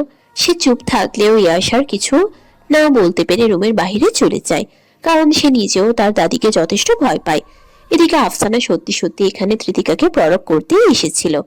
আফসানা এবারেরই বউ, মূলত সে আধিরের চাচি হয় এবং ঈশানী তার ভাতিজে হওয়ার পাশাপাশি ছেলের বউ এবং হাফসা ননদ। যথারীতি আধিরের বিয়ে নিয়ে এই বাড়ির দূর দূরান্তের সকলেরই বিশেষ চিন্তা ভাবনা রয়েছে। এছাড়া আফসানার ভাইয়ের এক মেয়ে রয়েছে, যার সাথে তিনি আগে থেকে আধিরকে বিয়ে দেওয়ার অনেক চেষ্টা করেছে, কিন্তু কাজ হয়নি। কিন্তু এখানে এতদিন পর এসে গল্পে গল্পে যখন হাফসার কাছে কৃতিকার নামে এত সুনাম শুনতে পেল, তৎক্ষণাৎ তার কৃতিকাকে নিয়ে সন্দেহ জাগে। আর যাই হোক, ভাইয়ের মেয়ের সাথে বিয়ে দিতে না পারলেও এই বাড়ির ছেলের বিয়ে নাকি কোনো টিউশনি পড়ানো এতে মেয়ের সাথে হবে, এটাও কি সম্ভব? চৌধুরীদের কি এতই অধপতন নেমে এসেছে? আর যাই হোক, চৌধুরী বাড়ির বউ হয়ে অন্তত সে এমন কিছু মানতে পারবে না। যতই হাফসা ঈশানী কৃতিকার গুণগানই করুক না কেন, ফলাফল স্বরূপ ইয়াসের পড়াশোনার খোঁজ নেওয়ার বাহানায় কৃতিকাকে পরখ করার উদ্দেশ্যে এদিকে আসতেই দুজনের কথোপকথন সে শুনে ফেলে। যথারীতি এমন কথোপকথন শুনে তার মতো মানুষের আর হুঁশ নেই বললেই চলে। কৃতিকাকে ফাঁকে পেয়ে সে অকস্মাৎ অদ্ভুত স্বরে বলতে লাগলো, চেহারা সুরত তো ভালোই, দেখে তো মনে হয় বয়সও অনেক কম। তার নিজের চেয়ে দ্বিগুণ বয়সী এই বাড়ির ছেলেকে পছন্দ করার কারণটা কি? বিয়ে শাদী করতে চাও? কৃতিকা হতভম্বের ন্যায় আফসানার দিকে তাকিয়ে থাকে। চেনে না জানে না এসব কেমন কথাবার্তা। সে কিছুটা নিজেকে সামলে স্বাভাবিক স্বরে বলল, দেখুন, আপনার কোথাও ভুল হচ্ছে। ইয়াস ও সব এমনিতে মজা করে বলেছে, এগুলো সিরিয়াস নেওয়ার মতো কোনো প্রয়োজন নেই। প্রয়োজন নেই বলছো? শোনো মেয়ে, তোমার চেয়ে বয়সে কয়েক গুণ বড় আমি, দিন দুনিয়া সম্পর্কে অনেক বেশি জানি, আর তোমার মতো মেয়েদের অনেক ভালো করেই চিনি। এখানে পড়াতে এসেছো, ভালো মতো পড়ো, শিক্ষা নিয়ে হেলাফেলা করো না।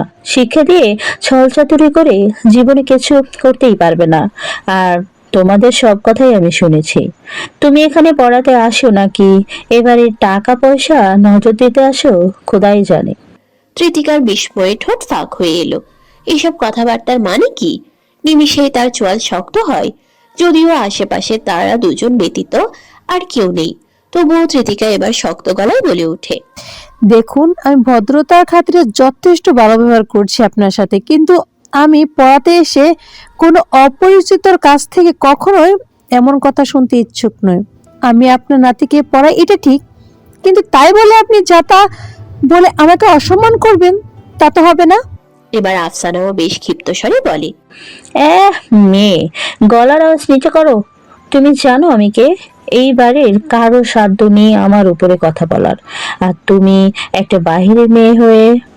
জি, আমি বাইরের মেয়ে, তাই কোনো বাইরের লোকজনের এমন নিচু মন মানসিকতা সম্পূর্ণ কথাবার্তা শুনতে ইচ্ছুক নই, প্লিজ ক্ষমা করবেন। কিন্তু তোমার সাহস তো কম না, এমন অসভ্য হয়ে আমাদের আর কে পেতে চাও?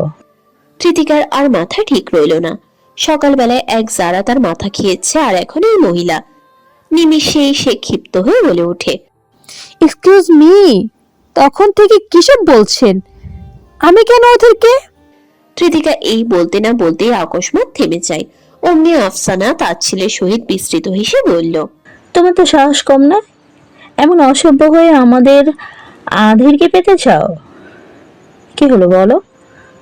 আধিরের দিকে তোমার কুনজর পড়েনি? শোনো মেয়ে, মানুষ চিনতে এই আফসানার বেশি সময় লাগে না। তোমাকে যা চেনা তা তো চিনে নিয়েছি। দেখলেই বোঝা যায় কোথাকার না কোথাকার বস্তি হতে উঠে এসেছো, আর কিনা নজরদার চৌধুরী বাড়িতে। এই পর্যায়ে কৃতিকার চোখের কোণায় পানি জমে উঠল। বিস্ময়ে সে চোখের পলক ফেলতে পারছে না। ঠোঁটে ঠোঁট চেপে নিজেকে সামলানোর আগেই আফসানা তার দিকে এগিয়ে এসে তার উদ্দেশ্যে হিসিয়ে বলল, এই মেয়ে, তোমার কত টাকা লাগবে বলো তো, আমি তোমাকে দিয়ে দিব, কিন্তু আধিরে থেকে নজর সরাও। ইতিমধ্যে ঈশানী আর হাফসাকে তো নিজের বশে করেই নিয়েছো, কিন্তু আধেরে থেকে নিজের কুনজর সরাও। ওকে আমি আমার ভাইয়ের মেয়ের সাথে বিয়ে দেব, কারণ এই বাড়ির বউ হওয়া গরিব মিসকিনের কর্ম নয়। তাই আধেরের জন্য আর কেউ যোগ্য হোক বা না হোক, তুমি তার যোগ্য নও। আধির একের পর এক ফোন করছে, অথচ ধৃতিকা তা দেখেও তোলার প্রয়োজন মনে করছে না। সে চৌধুরী বাড়ি হতে ফিরে এসেছে অনেকক্ষণ আগেই। এখন প্রায় রাত 8টা বাজে। তবে আজ সেই ঘটনার পর ধৃতিকা আর ইয়াশকে পড়ানো হয়নি। সে কাউকে না জানিয়েই সেখান থেকে চলে এসেছে। বিষয়টা ঈশানীর নজরে পড়লেও ফিরে আসার সময় শুধু ধৃতিকা এটুকুই বলেছে, আমার সময় চাই। যদিও ঈশানী ধৃতিকার চোখ মুখ দেখেই আন্দাজ করে ফেলেছে ঘটনাটি কি ঘটেছে, কিন্তু তাতে কি? ধৃতিকা এখানে এক মুহূর্ত থাকার প্রয়োজন মনে করেনি। আপাতত সে তার নিজের ঘরেই চুপচাপ বসে রয়েছে। মন মেজাজ খুবই খারাপ। সন্ধ্যায় আদিনের কথা অনুযায়ী কয়েকজন লোক এসেছিল জিনিসপত্র নিয়ে যাওয়ার জন্য, কিন্তু সে তাদের সরাসরি মানা করে দিয়েছে। আর এরপর থেকে আদির একের পর এক অনবরত কল করে যাচ্ছে। এরই মধ্যে ধৃতিকা টের পায় তার বাড়ির সামনে কোনো গাড়ি এসে দাঁড়ানোর শব্দ। ধৃতিকা দ্রুত মাথা উঁচিয়ে দেখে সত্যি সত্যি আধিরের সাদা কালো চকচকে গাড়িটা বাড়ির সম্মুখে এসে দাঁড়িয়েছে। আর এটা দেখা মাত্রই আচমকা সে রুমের লাইট বন্ধ করে দেয়। ওদিকে আধের আবারও তাকে ফোন করতেই সে এবার ফোনটা দ্রুত গতিতে রিসিভ করে। আর অমনি আধেই বলে ওঠে, কোথায় তুমি? কেন? উত্তর দাও ধৃতি। আমি কোথায় তা জেনে আপনি কি করবেন? রাগ তোলো না আমার। কোথায় আছো তাড়াতাড়ি বলো। আমি সিমরানাপুর বাসায়। এই সিমরানটা আবার কে? আমার পরিচিত, বলেছিলাম তো আপনাকে। আধের কিছু সময়ের জন্য থামে। এই প্রথম শুনল ধৃতিকা বাড়ির বাইরে অন্য কারো পাশে গিয়ে থাকছে, কিন্তু তার মন বলছে তো অন্য কিছু। আধির জানালার গ্লাস না নামিয়ে তার বাসার জানালার দিকে তাকায়। পরক্ষণে ভারী শ্বাস ফেলে বলল, সত্যি বলছো? তুমি তোমার বাসায় নেই? ধৃতিকা সামান্য ইতস্তত করে বলে, আপনাকে মিথ্যে বলে আমার কি লাভ? আর প্লিজ আমাকে বারবার ফোন দিয়ে বিরক্ত করবেন না। শুরু হতেই ধৃতিকার তিক্ত অভিব্যক্তিতে আধির প্রথমে বিষয়টা এড়িয়ে গেলেও এবার সে ধৃতিকার উদ্দেশ্যে কপাল কুঁচকে বলল, কি বলতে চাইছো? আমি তোমাকে বিরক্ত করছি? ধৃতিকা খানিক ফুঁসেই বলে ওঠে, তা নয় তো কি? দেখছেন যখন বারবার ফোন করার পরেও ধরছি না, তখন কেন এবার বিরক্ত করছেন? ধৃতি তুমি কিসের তৃতি? হ্যাঁ, আমি জাহান্নামে যাই না কেন আপনার কাছে কৈফিয়ত দেব? আপনি কে হন শুনি? ধৃতিকার এহেন সব কথাবার্তায় আধির বেশ অবাক হলো। এই মেয়ে আজ এমন কেন করছে? যথারীতি সে বেশ রুক্ষ স্বরে এবার বলল, ধৃতি এবার কিন্তু বেয়াদবি করছো তুমি। এহেন শীতল গম্ভীর কণ্ঠস্বরে ধৃতিকা থমকে যায়। তার সাথে কথা বলতে বলতেই তার চোখ সাপসা হয়ে এসেছে। নিজেকে কোনো মতে সামলে নিয়ে আওড়ায়, সরি, কিন্তু আমার সময় নেই, আমার একা থাকতে দিন প্লিজ। ধৃতিকার কণ্ঠস্বর কিছুটা ভেজা মনে হলো আধিরের। সে কপাল কুঁচকে কিছু একটা ভেবে নিয়ে গাড়ির জানালার কাজটা নামিয়ে তার রুমের জানালার দিকে তাকায়।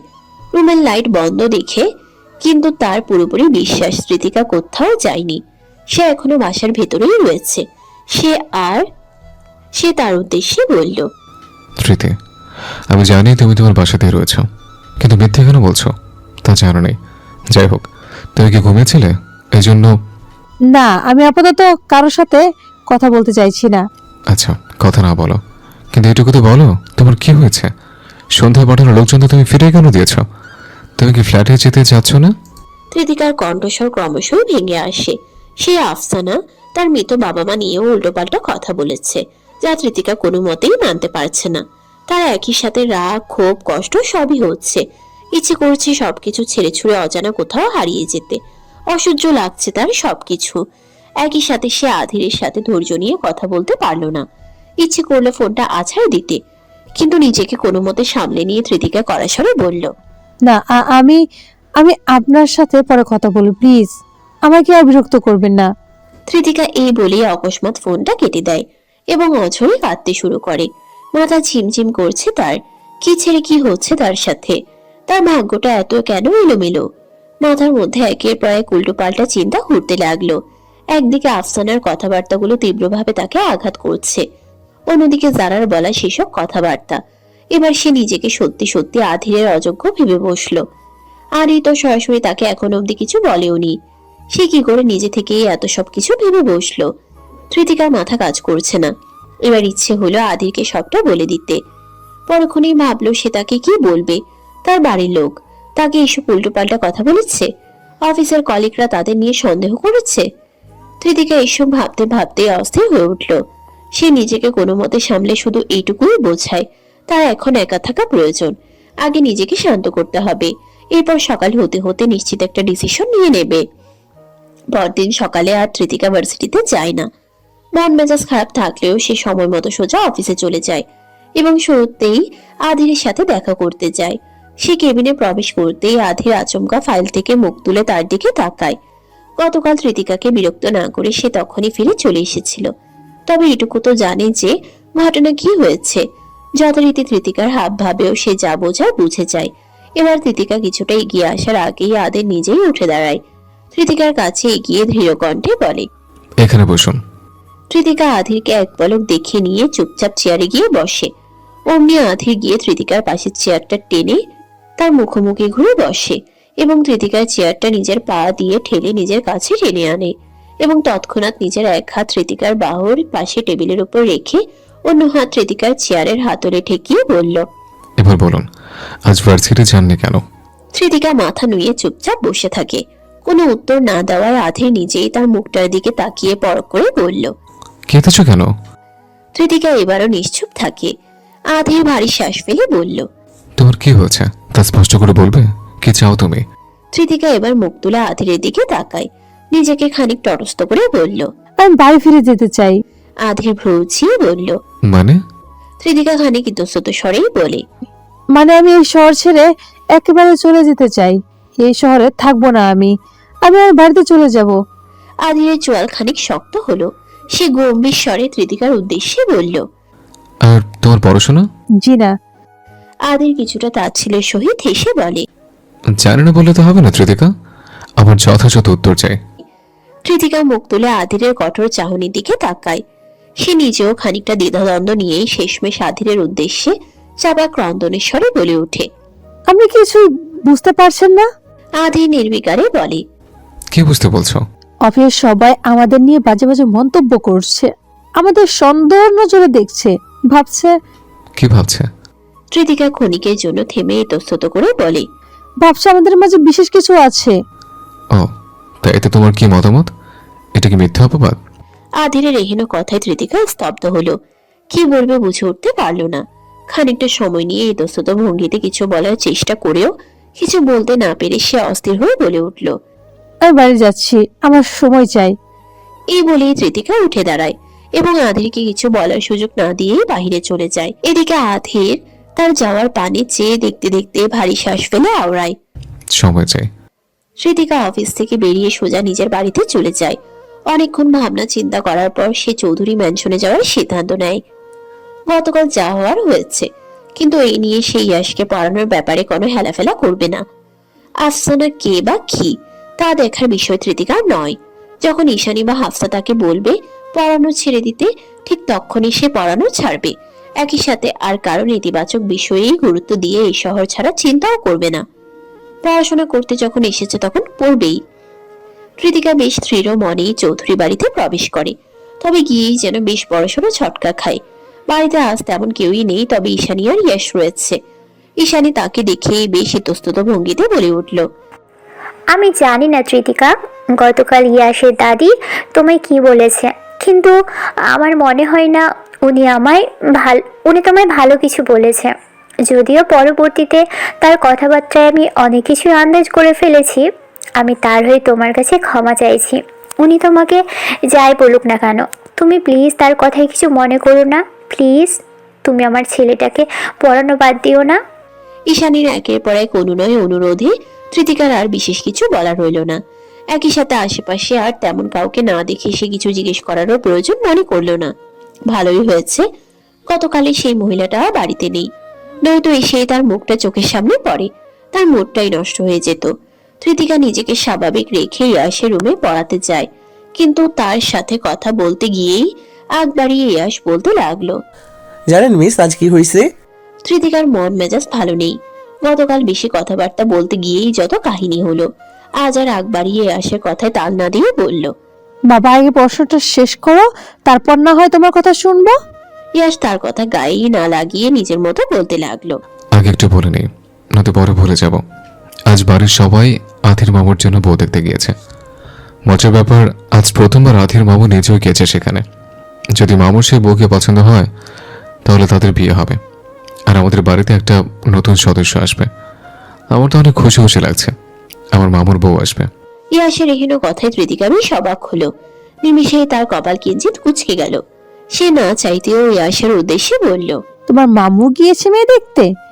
তো আমিও যেতে চেয়েছিলাম, কিন্তু আপনি আসবেন দেখেই মামা মায়ের আমাকে যেতে দিল না। কৃতিকা আর কিছুই বলল না। তার চোয়াল শক্ত হয়ে গিয়েছে, ভেতরে ভেতরে যেন দাও দাও করে আগুন জ্বলতে শুরু করেছে। কৃতিকা নিজেকে কোনো মতে সামলে নিয়ে ইয়াশের উদ্দেশ্যে বলল, নাও এখন পড়া শেষ করো। সন্ধ্যা রাতে রাস্তার পাশ দিয়ে একা একা হেঁটে চলেছে কৃতিকা। আশেপাশের কোনো দিকে তার নজর নেই। মেজাজটা বেশ খিটখিটে হয়ে আছে। প্রায় আরো বেশ খানিকটা পথ পেরুলে তার বাড়ি। আজ ইচ্ছে করে রিক্সাও নেয়নি।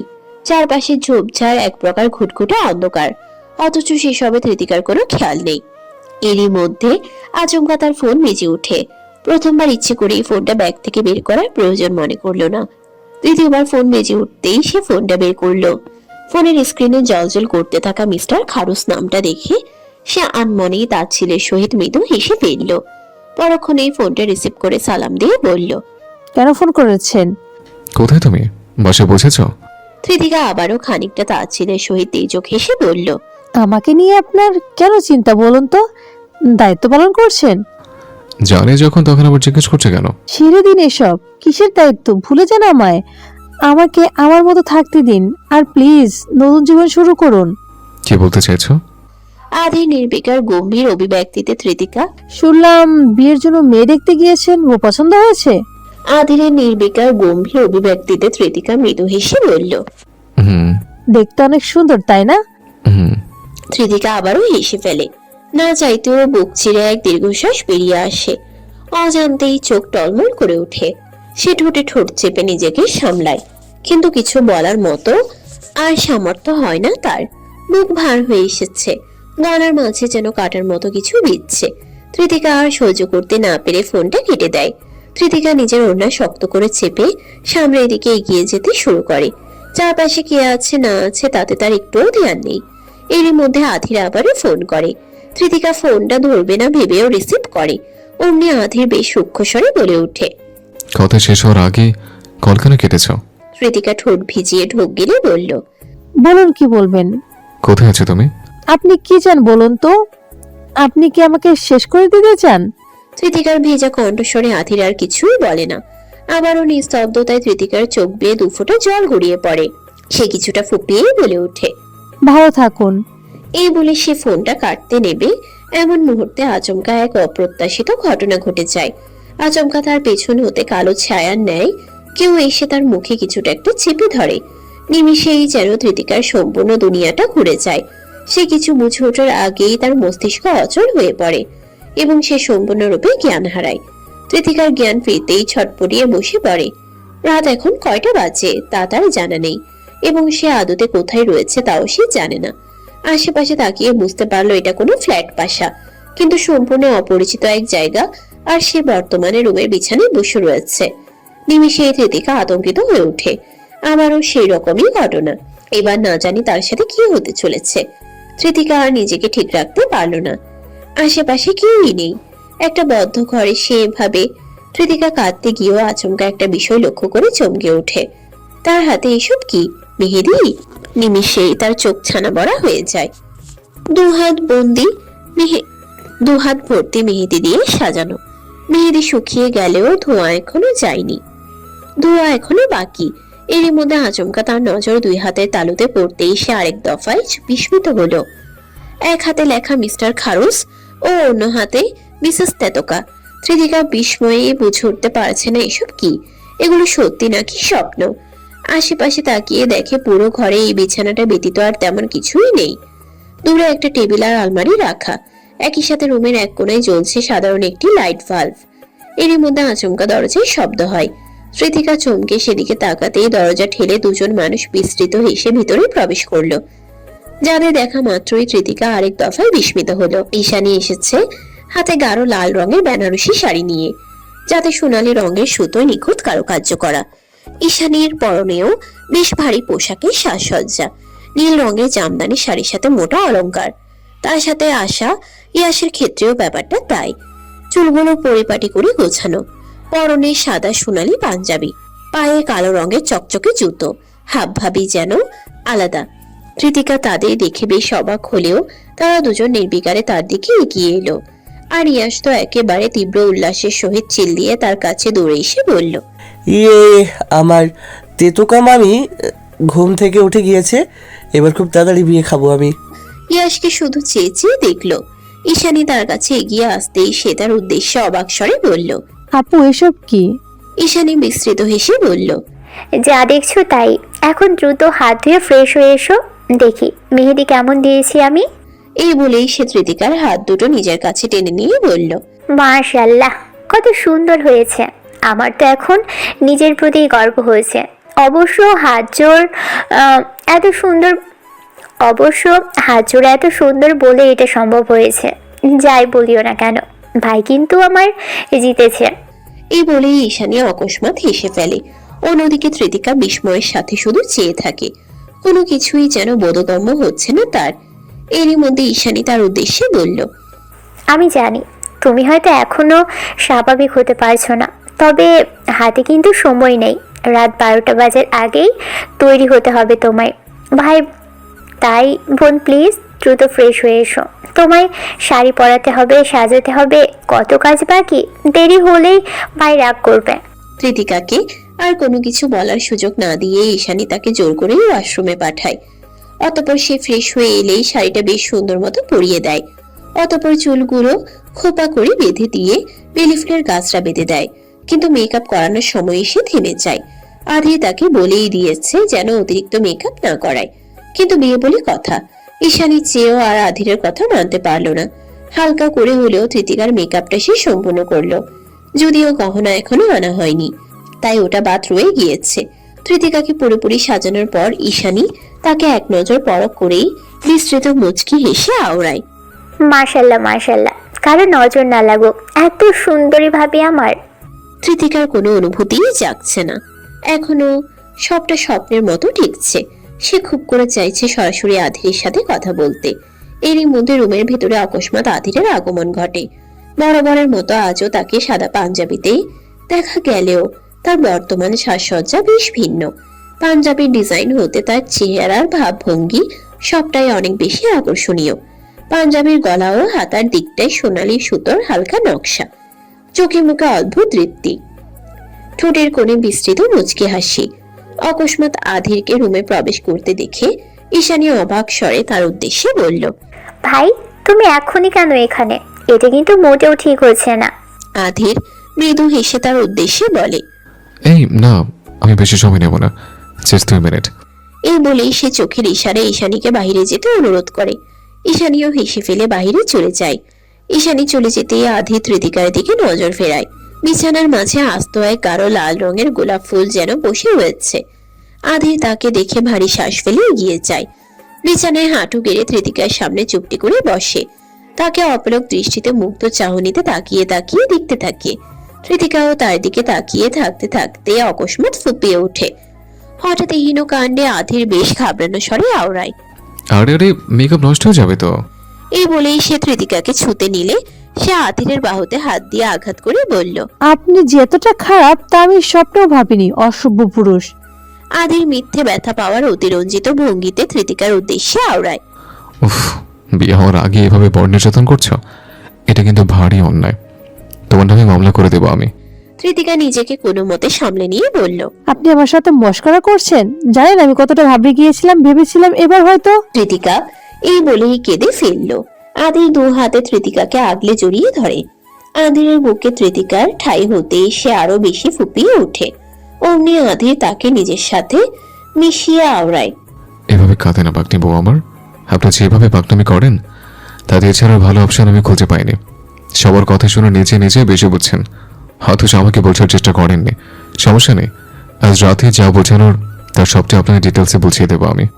আধিরের এহেন কথায় তৃতিকা অকস্মাৎ চমকে উঠে, মাথা তুলে আধিরের দিকে তাকায়।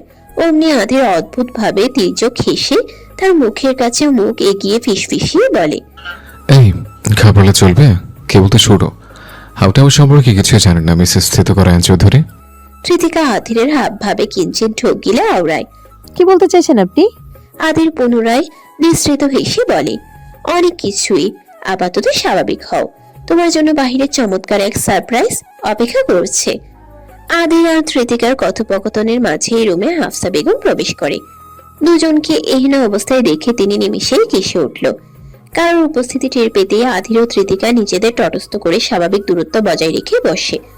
অমনি হাফসা বেগম তাদের কাছে এসে বলল, বিয়ের আগেই এত কাছাকাছি ঠিক না, বিয়েটা হয়ে যাক তারপর না হয়। এই বলেই সে মুচকি হেসে হাতে থাকা গহনার বাক্সগুলো তৃতিকার সম্মুখে বিছানায় রাখে এবং গহনাগুলো বাক্স থেকে বের করতে করতেই আওড়ায়। এগুলো আধিরের মায়ের গহনা। ভাবি বেঁচে থাকতে আমাকে এসব দিয়ে গিয়েছিল। বলেছিল সে যখন থাকবে না আর আধির যখন বিয়ে করবে তখন এই গয়নাগুলো যেন আধিরের বউকে দেয়া হয়। সেই কথা অনুযায়ী তেতোকা ম্যাডাম এগুলো আপনার। এই বলেই সে বিস্তৃত মুচকি হেসে ফেলে। তৃতিকাও শুরুতে খানিকটা সংকোচ বোধ করছিল, তবে তার কথা শুনে সে নিজেও মৃদু হাসে। এদিকে হাফসা ততক্ষণে আদিরের উদ্দেশ্যে বলতে লাগলো, তোমার বিশেষ কথাবার্তা কি শেষ? তাহলে এখন বাইরে যাও, গয়নাগুলো পরিয়ে বউকে নিয়ে যাচ্ছি। হাফসার কথা শেষ হতে না হতেই আদির তৎক্ষণাৎ বলে ফেলল, ফুপি, গহনাগুলো আমি পরিয়ে দিই। আধিরের এই হীন উৎসুক অভিব্যক্তিতে হাফসার পাশাপাশি তৃতিকাও তার দিকে অবাক চোখে তাকায়। হাফসা খানিকটা সময় নিয়ে বলে, একদমই প্রয়োজন নেই। এখন পরানোর দায়িত্বটা না হয় আমি নিচ্ছি, পরবর্তীতে খোলার দায়িত্ব তোমায় দিলাম। হাফসার এহেন নির্বিকার কথায় আধির হতভম্বের ন্যায় একবার হাফসা তো একবার তৃতিকাকে দেখল। হাফসা সম্পূর্ণ নির্বিকার রইলেও তৃতিকা বিষয়টার কিছুই বুঝতে পারল না। অন্যদিকে তৃতিকার চোখের সাথে আধিরের চোখ মিলে যেতেই আধির অকস্মাৎ কেসে ওঠে এবং তড়িঘড়ি করে আওড়ায়, আমি এখন যাচ্ছি, তোমরা দ্রুত চলে এসো। হাতে মোটা মোটা দুটো সোনার বালা ও চুর, গলায় ভারী গহনা, কানে বড় বড় ঝুমকো, মাথায় খুব সাধারণ একটা ছোট টিকলি, সব মিলিয়ে গাঢ় লাল রঙের শাড়ির সাথে এমন সাজসজ্জা মারাত্মক মানিয়েছে তৃতিকাকে। সাজসজ্জায় সে এতটাই তীব্র, এতটাই দীপ্ত যেন চোখ ফেরানো দায়। তৃতিকার সাজসজ্জা সম্পূর্ণ হতেই হাফসা তাকে অপলক চাহনিতে পরখ করে আর আনমনেই মুগ্ধতায় বলে ওঠে, মাশাআল্লাহ। অতঃপর তাকে ঘিরে ঘর থেকে বেরিয়ে যায়। ড্রয়িং রুমে সে প্রবেশ করতেই যেন চমকে ওঠে। আশেপাশে যাদের দেখছে তারা সকলেই যেন তার জন্য অপ্রত্যাশিত। তৃতিকা বিস্ময়ে চাহনিতে সকলের দিকে তাকিয়ে থাকে। এরই মধ্যে আসিফের মা ও বাবা তার দিকে এগিয়ে আসে। নিজের বড় কাকির সাথে বড় কাকাকে এই মুহূর্তে সে কোনো মতেই আশা করেনি। খেয়াল করে দেখলো আসিফও এসেছে। সকলের মুখেরই বিস্তৃত হাসির রেখা। নিমিষেই তৃতিকা বিস্ময়ের সহিত আওড়ায়, তোমরা এখানে?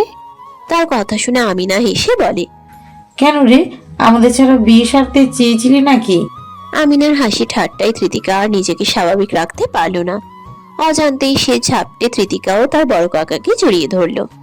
সবচেয়ে বেশি আবেগী হয়েছে সে তার বড় কাকাকে দেখে। মানুষটা বেশ গম্ভীর স্বভাবের হলেও তৃতিকাকে শক্ত করে জড়িয়ে ধরে বলে, কাঁদিস না মা, ইনশাআল্লাহ এবার তোর ভাগ্যে যা হবে সবকিছু ভালোই হবে, সবই তোর ভাগ্যের লেখা ছিল। তৃতিকা চোখ তুলে কাকার দিকে তাকাতেই সে বিস্তৃত হেসে বলল, বাবু সাহেব সব বলেছে আমাদের, আমরা তো কল্পনাও করিনি তিনি আবার তোর জীবনে ফিরে আসবে। আমাদের তো কোনো আপত্তি নেই, শুধু তুই সুখে থাক। তৃতিকা আর নিজেকে সামলে রাখতে পারে না। সে সম্পূর্ণভাবে কেঁদে ফেলার আগেই পাশ থেকে আচমকা সতর্কতা স্বরূপ ইয়াসের উদ্বিগ্ন কণ্ঠস্বর ভেসে আসে, মিস তেতুকা, কেঁদো না, তোমার মেকআপ নষ্ট হলে আমার মামু কষ্ট পাবে। ইয়াসের কথা শুনে সকলের নজর ইয়াসের দিকে চলে যায়। সে বিস্তৃত হাসতেও তার পাশে দাঁড়িয়ে থাকা আধির বিষম খায়। দুজনকে সাদা পাঞ্জাবিতে একই রকম লাগছে, শুধু একটা ছোট সাইজের আরেকটা বড়। এরই মধ্যে তৃতিকার নজরও আধিরের দিকে পড়ে। আধির অপলক ভাবে তার দিকেই চেয়েছিল। তৃতিকার কিছুটা ইতস্তত বোধ হতেই সে নিজের নজর সরিয়ে নেয়। এদিকে সোফায় বসে থাকা এক বয়স্ক লোক বলে ওঠে, দেরি হয়ে যাচ্ছে, এবার বিয়ের কাজটা শুরু করতে হবে। বয়স্ক কাজের কথা শুনে সকলের ধ্যান সেদিকে ফিরে। সবাই বেশ তড়িঘড়ি করে বাদ বাকি প্রস্তুতি নেয়। এই বাসাটা মূলত তৃতিকার বড় বাবার এক আত্মীয় স্বরূপ চাচার বাসা। মূলত সেই চাচাই হলো বর্তমানে তাদের বিয়ের কাজী, যে কারণে আধি সবকিছু তাদের জানানোর পর পরিকল্পনা করে বিয়েটা সারার ব্যবস্থা এখানেই করা হয়েছে। কৃতিকাকে সোফার এক পাশে বসিয়ে অন্য পাশে আধির বসে। তার কোলের উপরে বসে পড়ে ইয়াশ। তার তো পুরো দমে খুশিতে লাফাতে ইচ্ছে হচ্ছে। এতটাই খুশি সে এর আগে কখনো হয়নি। যে তেতুকাকে তার এত বেশি প্রিয়, সেই তেতুকা এখন পুরোপুরি তাদের পরিবারের সদস্য হয়ে যাবে। কাজের কথা শেষ হতেই ঘরটায় এক ধরনের নীরবতা নেমে আসে। সবাই গম্ভীর হয়ে বসে। কাগজপত্র গুটিয়ে সামনে রেখে কাজী সাহেব আধিরের দিকে তাকান। কাজী সাহেব বেশ গম্ভীর কণ্ঠে শেষমেশ বলে ওঠে, আদিরায়ণ চৌধুরী, তুমি কি তিতিকার তালুকদারকে তোমার স্ত্রী হিসেবে কবুল করছো? আধির বিন্দু মাত্র দেরি না করে মাথা নিচু করে দৃঢ় গলায় বলে ওঠে, জি, কবুল করছে। ওই শব্দটা শোনা মাত্রই ঘরে হালকা চাপা গুঞ্জন উঠে চারপাশে। ইয়াশ মৃদু চিৎকার করে বলে ওঠে, ইয়েস। তাকে দেখে সবাই একটু হেসেও ফেলে। কাজী এবার তৃতিকার দিকে ফিরে তাকায়। তৃতিকা প্রথমে কিছুটা ইতস্তত করে, তবে পাশে থাকা অনিমা তাকে মৃদু কণ্ঠে সাহস যোগায়। এর মধ্যে কাজী সাহেব তৃতিকার উদ্দেশ্যে বলে, তিতিকার তালুকদার, তুমি কি আদিরায়ণ চৌধুরীকে তোমার স্বামী হিসেবে কবুল করছো? যদি কবুল করো তাহলে নির্দ্বিধায় বলো কবুল। তৃতিকা ধীরে মাথা ঝুঁকিয়ে কণ্ঠে মিশ্র লজ্জা ও কাপড় নিয়ে বলে। কাজী কবুল। আবার একই প্রশ্ন 3 বার করেন এবং প্রতিবারই দুজনের উত্তর একই থাকে, কবুল। এরপর সাক্ষীদের সামনে দেনমোহর নির্ধারণ করা হয় এবং এটাও আধিরের ইচ্ছে মতো নির্ধারণ করা হয়, যেখানে আধির সবাইকে অবাক করে দেয়। আধির বিয়ের দেনমোহরের সংখ্যা ঠিক করে। কাজী সাহেব নিকাহনামা খুলে কলম হাতে নিয়ে বললেন, এখন দেনমোহর নির্ধারণ করতে হবে। আদির, তুমি কত দেনমোহর রাখতে চাও? ঘরে হালকা নীরবতা নেমে আসে। সবাই কৌতূহলী চোখে আধিরের দিকে তাকায়। আধির আস্তে করে সোজা হয়ে বসে। গম্ভীর নজরে চারপাশটা পরখ করে সরাসরি তৃতিকার দিকে তাকায় এবং পরক্ষণেই কাজের দিকে তাকিয়ে দৃঢ় কণ্ঠে বলল, আমি আমার স্ত্রী তৃতিকাকে দিনভর হিসেবে রাখছি 10 কোটি টাকা। তার এহেন কথায় চারপাশের সকলেই বেশ অবাক হলো। বিশেষ করে আমিনার তো হুঁশি নেই। আজ পর্যন্ত কখনো শুনেনি এত টাকা কেউ দেনমোহর হিসেবে ঠিক করেছে। সবার কৌতূহলী চাহনিতে আধির নিজেকে তটস্থ রেখে তৃতিকার দিকে তাকায় এবং দেখে তৃতিকা নিজেও বেশ অবাক চোখে তাকে দেখছে। আধির নিজেকে দৃঢ় রেখে জোর গলায় বলে ওঠে, এই দিনমোহর আমার সামর্থ্য নয়, আমার প্রতিজ্ঞা। তৃতিকা শুধু আমার স্ত্রী নয়, সে আমার সম্মান, আমার গর্ব। তার অভিব্যক্তিতে সকলেই প্রচন্ড খুশি হয়। কাজী কলম বের করে নিকাহনামার পাতায় আধিরের নাম লেখান। তারপর তৃতিকাকে সই করানো হয়। একই সাথে সাক্ষীরা সই করে। সব শেষে কাজী হাতে তুলে দোয়া পড়তে শুরু করেন। আল্লাহ এই দাম্পতিকে শান্তি, রহমত ও বরকতে ভরিয়ে দিক। সব শেষে কাজী হাত তুলে দোয়া পড়তে শুরু করেন। দোয়া শেষে সবাই আমিন বলে সাড়া দেয়। ঘরে আবারও হালকা হাসি খুশি গুঞ্জন ছড়িয়ে পড়ে। ইয়াশ তৃতিকার কাছে এগিয়ে গিয়ে তার কানে ফিসফিসিয়ে বলে, এবার তুমি আমার অফিসিয়ালি মামি। আর হ্যাঁ, তুমি আমি যে কথা দিয়েছো তা মনে রেখো। রেজাল্ট ভালো হলে তোমার চমচমের মতো মেয়েটাকে আমার চাই। আমিও তাকে এভাবে বিয়ে করবো। তাই আল্লাহকে বলে ওকে তাড়াতাড়ি পৃথিবীতে নিয়ে আসবে, ঠিক আছে? তৃতিকার এহেন কথায় খানিকটা কেসে ওঠে। মামা ভাগ্নে সব একরকম কেন কে জানে। এরই মধ্যে সে আধিরের দিকে তাকাতেই আধিরের নজরের সাথে নজর মিলে যেতেই সে বিস্তৃত মুচকি হাসে। নিস্তব্ধ রাতে ফাঁকা রাস্তায় বুক চিরে এগিয়ে যাচ্ছে আধিরের সাদা কালো রঙের চকচকে গাড়িটা নির্বিকারে ড্রাইভ করছে। আর তৃতিকা তার পাশে আনমনে বসে রয়েছে। জানালাটা ইচ্ছে করেই খোলা রেখেছে। বদ্ধ গাড়িতে এসির বাতাস খাওয়ার চেয়েও নির্জন রাতের শীতল বাতাসে এই মুহূর্তটা বেশি উপভোগ্য। তবে তৃতিকার মনটা খুব একটা ভালো নেই। বারবার ইয়াসের মলিন মুখটা চোখে ভাসছে। ঈশানী আর হাফসার অনুরোধগুলো মস্তিষ্কে ঘুরপাক খাচ্ছে। কত করে বলল তারা সরাসরি চৌধুরী বাড়িতে যেতে, অথচ আধির কি সুন্দর সোজাসাপটা জানিয়ে দিয়েছে তারা ওই বাড়িতে যাবে না। কেউই যেন ভাবেনি বিয়ের পর আধির এমন কিছু বলবে। আবার তৃতিকার কাকা কাকিও এখন আত্মীয় হওয়ায় ওই কাজের বাড়িতেই রয়ে গিয়েছে। তৃতিকা ভারী শ্বাস ফেলে, নজর ফিরিয়ে আধিরের দিকে তাকায় এবং বেশ নিরাশ হয়ে তার উদ্দেশ্যে বলে, সবাই কত অনুরোধ করলো, আজ ওই বাড়িটাতে গেলে এমন কি ক্ষতি হতো? নিজের নজর না ফিরিয়ে নির্বিকার স্বরে বলে, যেখানে আমার স্ত্রীর অসম্মান হয় সেখানে যাওয়ার কোনো প্রয়োজন আমি মনে করি না। আদিরের অভিব্যক্তিতে তৃতিকা বেশ অবাক স্বরে বলল, আপনি কিছু জানেন? কোন বিষয়? তৃতিকা কিছু বলতে চেয়েও থেমে যায়। পরক্ষণেই খানিক ইতস্তত স্বরে বলল, আপনার চাচি এসেছে হয়তো। ওনাকে তো বিয়েতে দেখলাম না, উনি কি চলে গিয়েছে? না, এখন এই বাড়িতে আছেন হয়তো। তাহলে উনি এলেন না কেন? আপনাকে ওনার পছন্দ নয় তাই না? না, বিষয়টা এমন না, বরং তাকে আমার পছন্দ নয়, তাই তাকে আমি আমার বিয়েতে উপস্থিত থাকার কোনো অনুমতিও দেইনি। একই সাথে ওই বাড়িতে যাওয়ার কোনো ইচ্ছেও রাখছি না। এই মুহূর্তে তৃতিকা বেশ অবাক হয়েই চুপটি করে বসে রইল। অন্যদিকে আধি তার দিকে মুখ ফিরিয়ে বলল, স্মৃতি, এটা সত্যি কথা বলো তো? আধিরের কণ্ঠস্বরে তৃতিকার তার দিকে নজর ফিরিয়ে বলল, জি। তুমি বিয়েটায় খুশি তো? তৃতিকা শুরুতে খানিকটা থমকে গেলেও পরক্ষণেই মাথা ঝাঁকিয়ে বলল, তাহলে আমার চাচি তোমায় কি বললো না বললো সেসব ভেবে কেন পাকনামি করতে গিয়েছিলে? আমার কথা একবার ভাবলে না কেন? সেদিন তোমার রুক্ষ ব্যবহারে সন্দেহ হয়েছিল দেখে আমি তখন ঈশানের সাথে ওর কথা বলি। বাদবাকি ওর কথার ধরন থেকে বুঝতে পারি ঘটনা কি ঘটেছে। অথচ যখন আমি তোমার কাছে বারবার জানতে চাইলাম কি হয়েছে, তখন তুমি কিচ্ছু বললে না। আদিরের এহেন তীক্ষ্ণ কথার স্বরে তৃতিকা থতমত খেয়ে যায়। আদিরের কথার ভঙ্গিতে বোঝাই যাচ্ছে সে হয়তো সবটা জানে। তৃতিকা কিছু বলছে না দেখে আধির শীতল গম্ভীর স্বরে আবারও বলল, উত্তর দাও স্মৃতি, যাদের ঠিকমতো জানো না তাদের কথাই কেন তোমার জীবনে প্রভাব পড়বে? তৃতিকা আবারও খানিকটা সময় চুপ থেকে পরক্ষণেই ধীর স্বরে বলল, বিষয়টা তেমন না, আমি সময় চেয়েছিলাম এই নিয়ে ভাবার জন্য। আধে তৃতিকার মাথা নুয়ে থাকা অবস্থানের দিকে খানিকটা সময় তাকিয়ে থাকার পর ভারী শ্বাস ফেলে গম্ভীর স্বরে বলল, এটাই শেষ। এরপর যেন কখনো এমন কিছু না দেখি।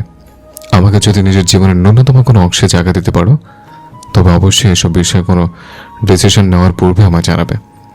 যদি কখনো নিচে থেকে বেশি বুঝে পাকনামি করতে দেখেছে, তাহলে বিশ্বাস করো আমার জীবনের আশেপাশে থেকে তোমার ছায়া আমি মুছে ফেলবো। শেষের দিকে আধে যেন তৃতিকাকে এক প্রকার হুমকি দিল। তৃতিকা খানিক ঠোক গিলে বলল, ঠিক আছে, আর কখনো অবাধ্য হব না আপনার কথার। কিন্তু আধের ভ্রুচিয়ে বলল, কিন্তু কি? আজকে ওই বাড়িতে গেলে হতো না? সবাই কত আশা করে বসে আছে, আপনি ওই বাড়ির ছেলে, আপনার বিয়ে নিয়ে সবার কত শত ইচ্ছে ছিল, সবাইকে এভাবে নিরাশ করাটা কি ঠিক হলো? তার মানে তুমি চাইছো এখন ফ্ল্যাটে না গিয়ে এখানে যাবে? তা না, আমার একার ইচ্ছেতে আর কি এসে যায়? আপনি যদি না চান তবে আর কি। আধে তৃতিকাকে আর চোখে একবার পরখ করে ভারী শ্বাস ফেলল। অতঃপর কিছু একটা ভেবে নিয়ে বলল, ঠিক আছে চলো। তৃতিকা চমকে আধের দিকে তাকায়। আধে তার দিকে চেয়ে মেদু তেজক হেসে বলল, আগামীকালই চলে আসবো, ওখানে থাকতে আমার ভালো লাগবে না। তৃতিকা আদিরের কথায় বেশ খুশি হলো। একটা বিষয়ে তার কিছুটা খটকা লাগলো। আদির তো বলেছিল ইয়াশ, ঈশানী আর হাফসা তার প্রিয় মানুষ, কিন্তু তবুও কেন আদির ওই বাড়িতে থাকতে চায় না? এটা কি আসলে একাকিত্বের কারণ নাকি আরো ভিন্ন কিছু? আদির গাড়ি ঘুরিয়ে নিয়েছে আপাতত, আর তার ফ্ল্যাটে না গিয়ে সোজা চৌধুরী বাড়িতে যাবে। তৃতিকাও বেশ খোশ মেজাজে রয়েছে, কিন্তু মধ্যরাতে আচমকাই গাড়ির চাকা থেমে যায়। হঠাৎ কি হলো তা বোঝার জন্য সে সন্দেহান নজরে আধিরের দিকে তাকাতেই দেখে আধির গাড়ি স্টার্ট দেওয়ার জন্য অনবরত চেষ্টা করছে। তৃতিকা বেশ উদ্বিগ্ন স্বরে আওড়ায়, কি হয়েছে?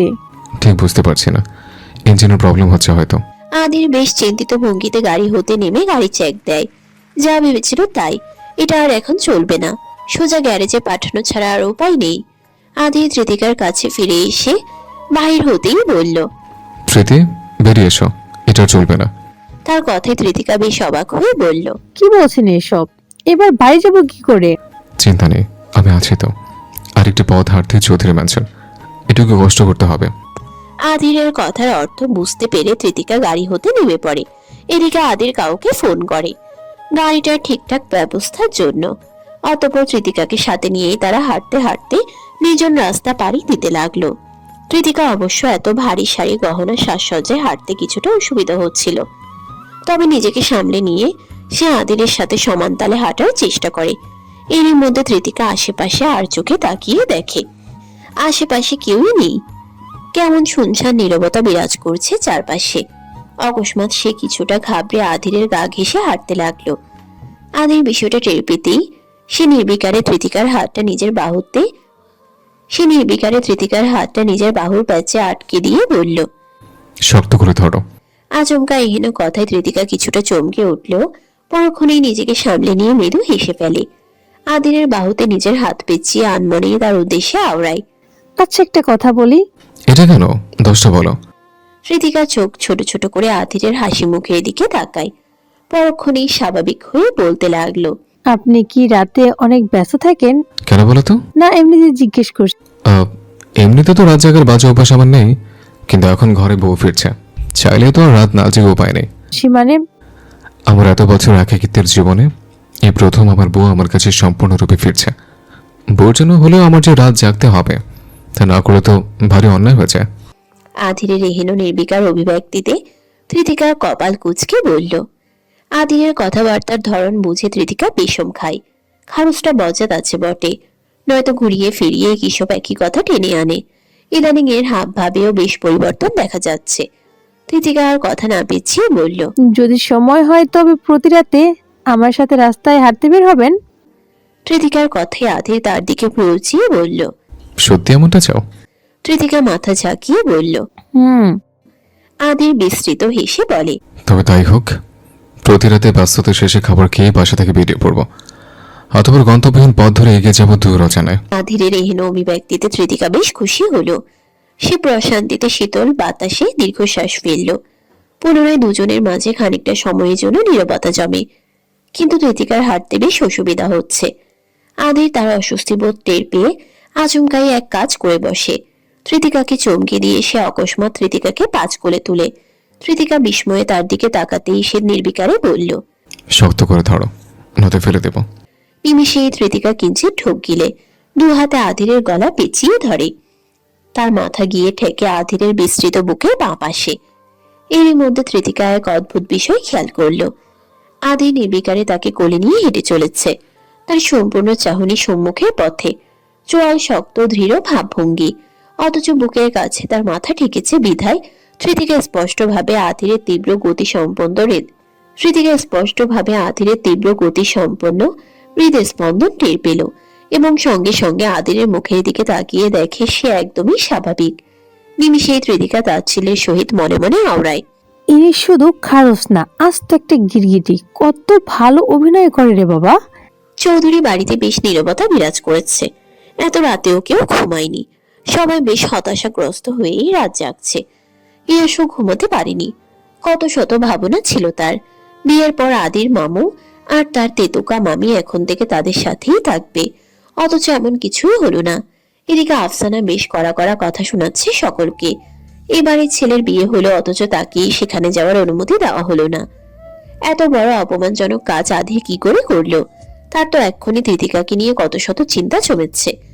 মনে মনে ভাবছে, এ মেয়ে হয়তো কত বড় জাদুটোনা করে রেখে আদিরের উপর, নয়তো আদির বিয়ে করে বউ নিয়ে নিজের ফ্ল্যাটে চলে গিয়েছে, বাড়িতে আসলো না। সে তো আগেই ভেবেছিল নদীর জল বহু দূরে গড়িয়েছে। আর তৃতিকা যে মেয়ে, তার নজরে সে এক আস্ত বেয়াদব। কত বড় বড় কথা বলে, মুখে মুখে তর্কও করে, অথচ এমন ছোট লোকের মেয়েকেই কিনা আধি বিয়ে করেছে, তাও কিনা সে কত বছর আগেই। অথচ তারা এসবের কিছুই এতদিন জানত না। মূলত তৃতিকার সেই রাতে আধিরের সাথে ফোনে কথা বলার সময় রুক্ষ ব্যবহারের পর আধির সন্দেহের বশে ঈশানীকে ফোন দেয়। অতঃপর তার থেকে টিউশনের বিষয়গুলো জানতে পেরেই নিজের মতো করে যা বোঝায় বুঝে নেয় এবং তখনই সে এক অদ্ভুত সিদ্ধান্ত নেয়, যে করেই হোক এবার সরাসরি তৃতিকাকে বিয়ে করে নিজের ঘরে তুলবে। এত দ্বিধাদ্বন্দ্ব রেখে লাভ নেই। অতঃপর সে সরাসরি তৃতিকার পরিবারের সাথে কথা বলে। প্রথমেই আসিফ ও তার বাবাকে সবকিছু জানায়। শুরুতে তারা সত্যিটা জেনে বেশ অবাক হয়। একসময় যে বাবু সাহেবকে তারা তন্ন তন্ন করে খুঁজেছে, সে ব্যক্তি আজ এতগুলো বছর পর ফিরে এসে তৃতিকাকে নিজ হতে বউ হিসেবে চাইছে। শুরুতে নানান দ্বিধাদ্বন্দ্ব রইলেও অবশেষে আসিফের বাবা রাজি হয়। কিন্তু বর্তমানে তালুকদার বাড়ির সদস্যের অবস্থা ভালো নয়। তৃতিকার চাচাদের মাঝে বর্তমানে বেশ দ্বন্দ্ব বিভেদ চলছে, যার ফলে কোনো এক বিশেষ কারণে তৃতিকার বড় কাকা এসব বিষয় গোপন রাখে এবং তার মতামত নিয়েই শুধু আসিফের বাবা মায়ের উপস্থিতিতে বিয়েটা সম্পন্ন হয়। এদিকে আধিরেরও বেশ তিক্ততা রয়েছে এই আফসানের প্রতি। এটা এক পুরনো ঘটনা। তার জন্যই মূলত আধি নিজেকে ধীরে ধীরে চৌধুরী বাড়ি হতে গুটিয়ে নিয়ে সরে এসেছে। আর এসব ঝামেলার বড় এক মুখ্য সদস্য হলো আফসানার ছেলে তথা ইয়াসের বাবা, যার রহস্যটা এখনো খানিক ধোঁয়াশায় রয়ে গিয়েছে। চৌধুরী বাড়ির সকলের হাহুতাশের মাঝেই আচমকা আধির আর তৃতিকার আগমন ঘটে। অবশ্য এখন আর তৃতিকা আধিরের কোলে নেই। বাড়ির অতগুলো মানুষের মাঝে সে কোনোভাবে এভাবে সামনে যেতে পারবে না। যথারীতি বাড়ির বাইরে থাকা অবস্থাতেই সে জোর করেই নিচে নেমে পড়েছে। এরই মধ্যে বাড়িতে আচমকা তাদের আগমনে সবাই বিস্ময়ের চাহনিতে তাদের দিকে তাকায়। ইয়াস দৌড়ে দুজনের কাছে ছুটে এসে বলে, ইয়ে, আমি জানতাম তোমরা ফিরে আসবে। ইয়াসের উচ্ছ্বাসে তৃতিকা মৃদু হাসে। অন্যদিকে ঈশানী আর হাফসার চক্ষু খুশিতে জ্বলজ্বল করে ওঠে। তারা তো কল্পনাতেও ভাবেনি তখন অত কড়াভাবে বাড়িতে আসতে মানা করার পরও আধির আবারও এখানে ফিরবে। তারা দুজনকে দেখে সকলেই ছুটোছুটি করতে শুরু করে। ফেলে রাখা অসম্পূর্ণ কাজগুলো সারতে হবে। সময় যত যাচ্ছে রাত তত গভীর হচ্ছে। এখন আর দেরি করে লাভ নেই। তবে হাফসা আর ঈশানী একবার আধিরের কাছে এসে বেশ আবেগী হয়ে আওড়ায়। আধির, অসংখ্য ধন্যবাদ তোমায়। তুমি আসবে কল্পনাও করিনি।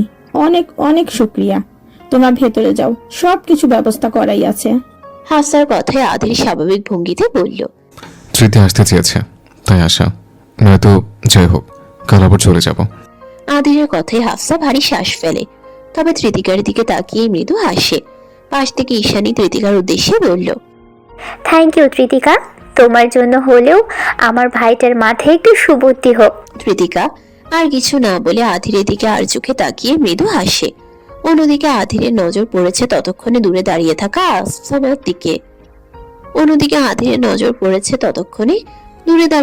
আফসানার দিকে। বেশ তীক্ষ্ণ নজরে সে দূর হতে তাদের দেখছে। নিমিষে আধিরের চোয়াল শক্ত হয়। সম্পর্কে চাচি হলেও এনাকে তার মোটেও পছন্দ না। আর তৃতিকা না চাইলেও আফসানার উপস্থিতিতে অন্তত এই বাড়িতে পা রাখতো না। যাই হোক, আফসানা যখন এসেছে তখন হয়তো বেশ কয়েকদিন থাকার নিয়ত রয়েছে। কিন্তু তারা তো আগামীকালই চলে যাবে, তাই এসব নিয়ে বেশি না ভাবাই ভালো। ঈশানীর দেখানো পথ অনুসরণ করে তৃতিকা নির্দিষ্ট রুমটির সামনে এসে দাঁড়ায়। এটা নাকি এই বাড়িতে থাকা আধিরেরই রুম। তৃতিকা আশেপাশে না তাকিয়ে রুমের দিকে এগিয়ে যায়। আধির তার পেছন পেছন আসছে। এমনিতে আশেপাশে আর কেউই নেই। তৃতিকা আলগোছে দরজাটা ঠেলে দেয়। বদ্ধ অন্ধকার রুম বেধায় আশেপাশে সুইচ খুঁজে ঘরের লাইট অন করে এবং তৎক্ষণাৎ সে বিস্ময়ে চমকে ওঠে। এইসবের কথা তো তার চিন্তাতেও ছিল না। কিন্তু এখানে তো দেখছে পুরো প্রস্তুতি নিয়ে ঘর সাজানো রয়েছে।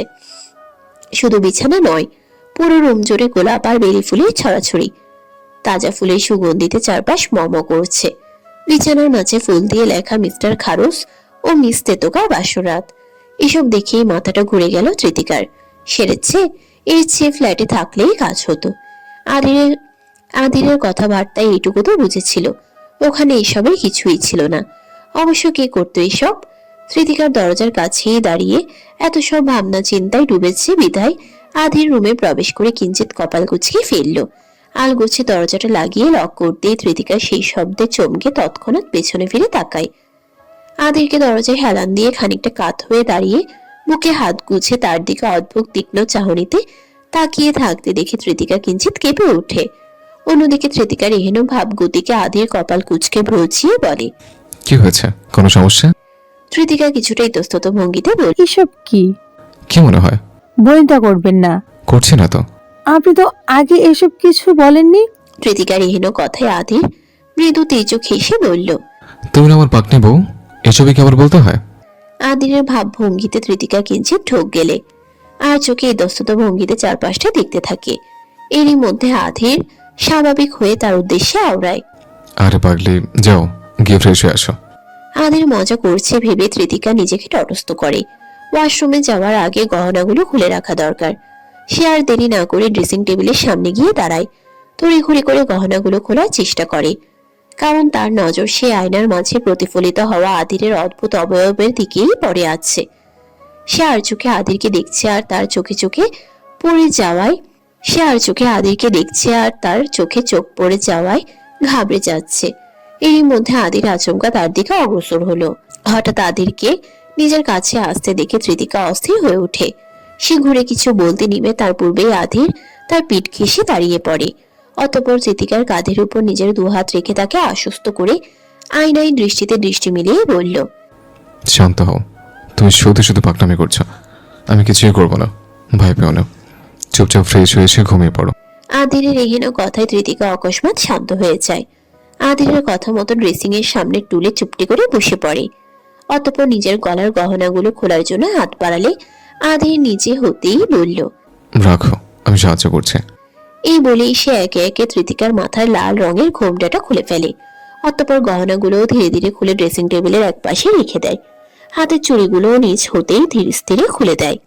আর তৃতিকা শুধু চুপচাপ বসে আয়নার মাঝে তাকিয়ে আর চোখে আদিরকে দেখে যায়। এদিকে গহনা সহ শাড়ির কাঁধে থাকা সিপটিপিন গুলো খোলার প্রায় শেষের দিকে।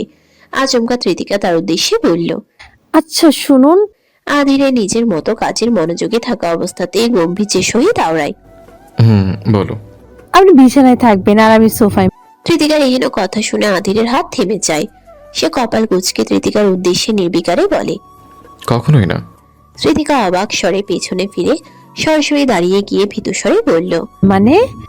আদিরও বেশ গম্ভীর ভঙ্গিতে বুকে দুহাত গুজে তৃতিকার চোখে চোখ রেখে বলে, তোমার কি মনে হয় এই আধির রায় চৌধুরী 37 বছর ফ্রেশ কন্ডিশনে ছিল কি বিয়ের পর? বউয়ের থেকে 14 হাত দূরে থাকার জন্য? ইম্পসিবল। তৃতিকা আদিরের ভাব ভঙ্গিতে বেশ ঘাবড়ে যায়। একে সাদাসিধা ভাবাটাই ভুল হয়েছিল। এই জন্যই হয়তো বলে, পুরুষ মানুষ যাতে মাতাল তালে ঠিক। তৃতিকা নিজেকে স্বাভাবিক রেখে আদিরের উদ্দেশ্যে বলল, আপনারা বললেন কিছু করবেন না, আমি যেন ভয় না পাই। আদির তৃতিকার এহেন অভিব্যক্তিতে আনমনেই মৃদু হাসে। নিজের হাসিকে দমিয়ে সে বেশ গম্ভীর স্বরে বলল, তো আমি বলেছি কিছু করবো না, তাই বলে বিয়ের পর বউয়ের থেকে দূরে থাকবো এমনটা কখন বললাম? এমনিতেও তোমার আমার বিয়ের বয়স ইতিমধ্যে 14 বছর পেরিয়েছে। আর এখন এসে আবারও বউকে বিয়ে করে যদি 14 হাত দূরে থাকতে হয় তাহলে জীবন রেখে বা কি লাভ? তৃতিকা আর কথা বলে না। কিছুটা ফুসে ওয়াশরুমের দিকে এগিয়ে যেতে যেতেই আওড়ায়, খরচ বজ্জাত আস্ত একটা গিরগিটি। আধির বিছানার এক পাশে আধশোয়া হয়ে আছে। নজর তার ফোনের স্ক্রিনে। বেশ মনোযোগ দিয়ে কিছু একটা করছে।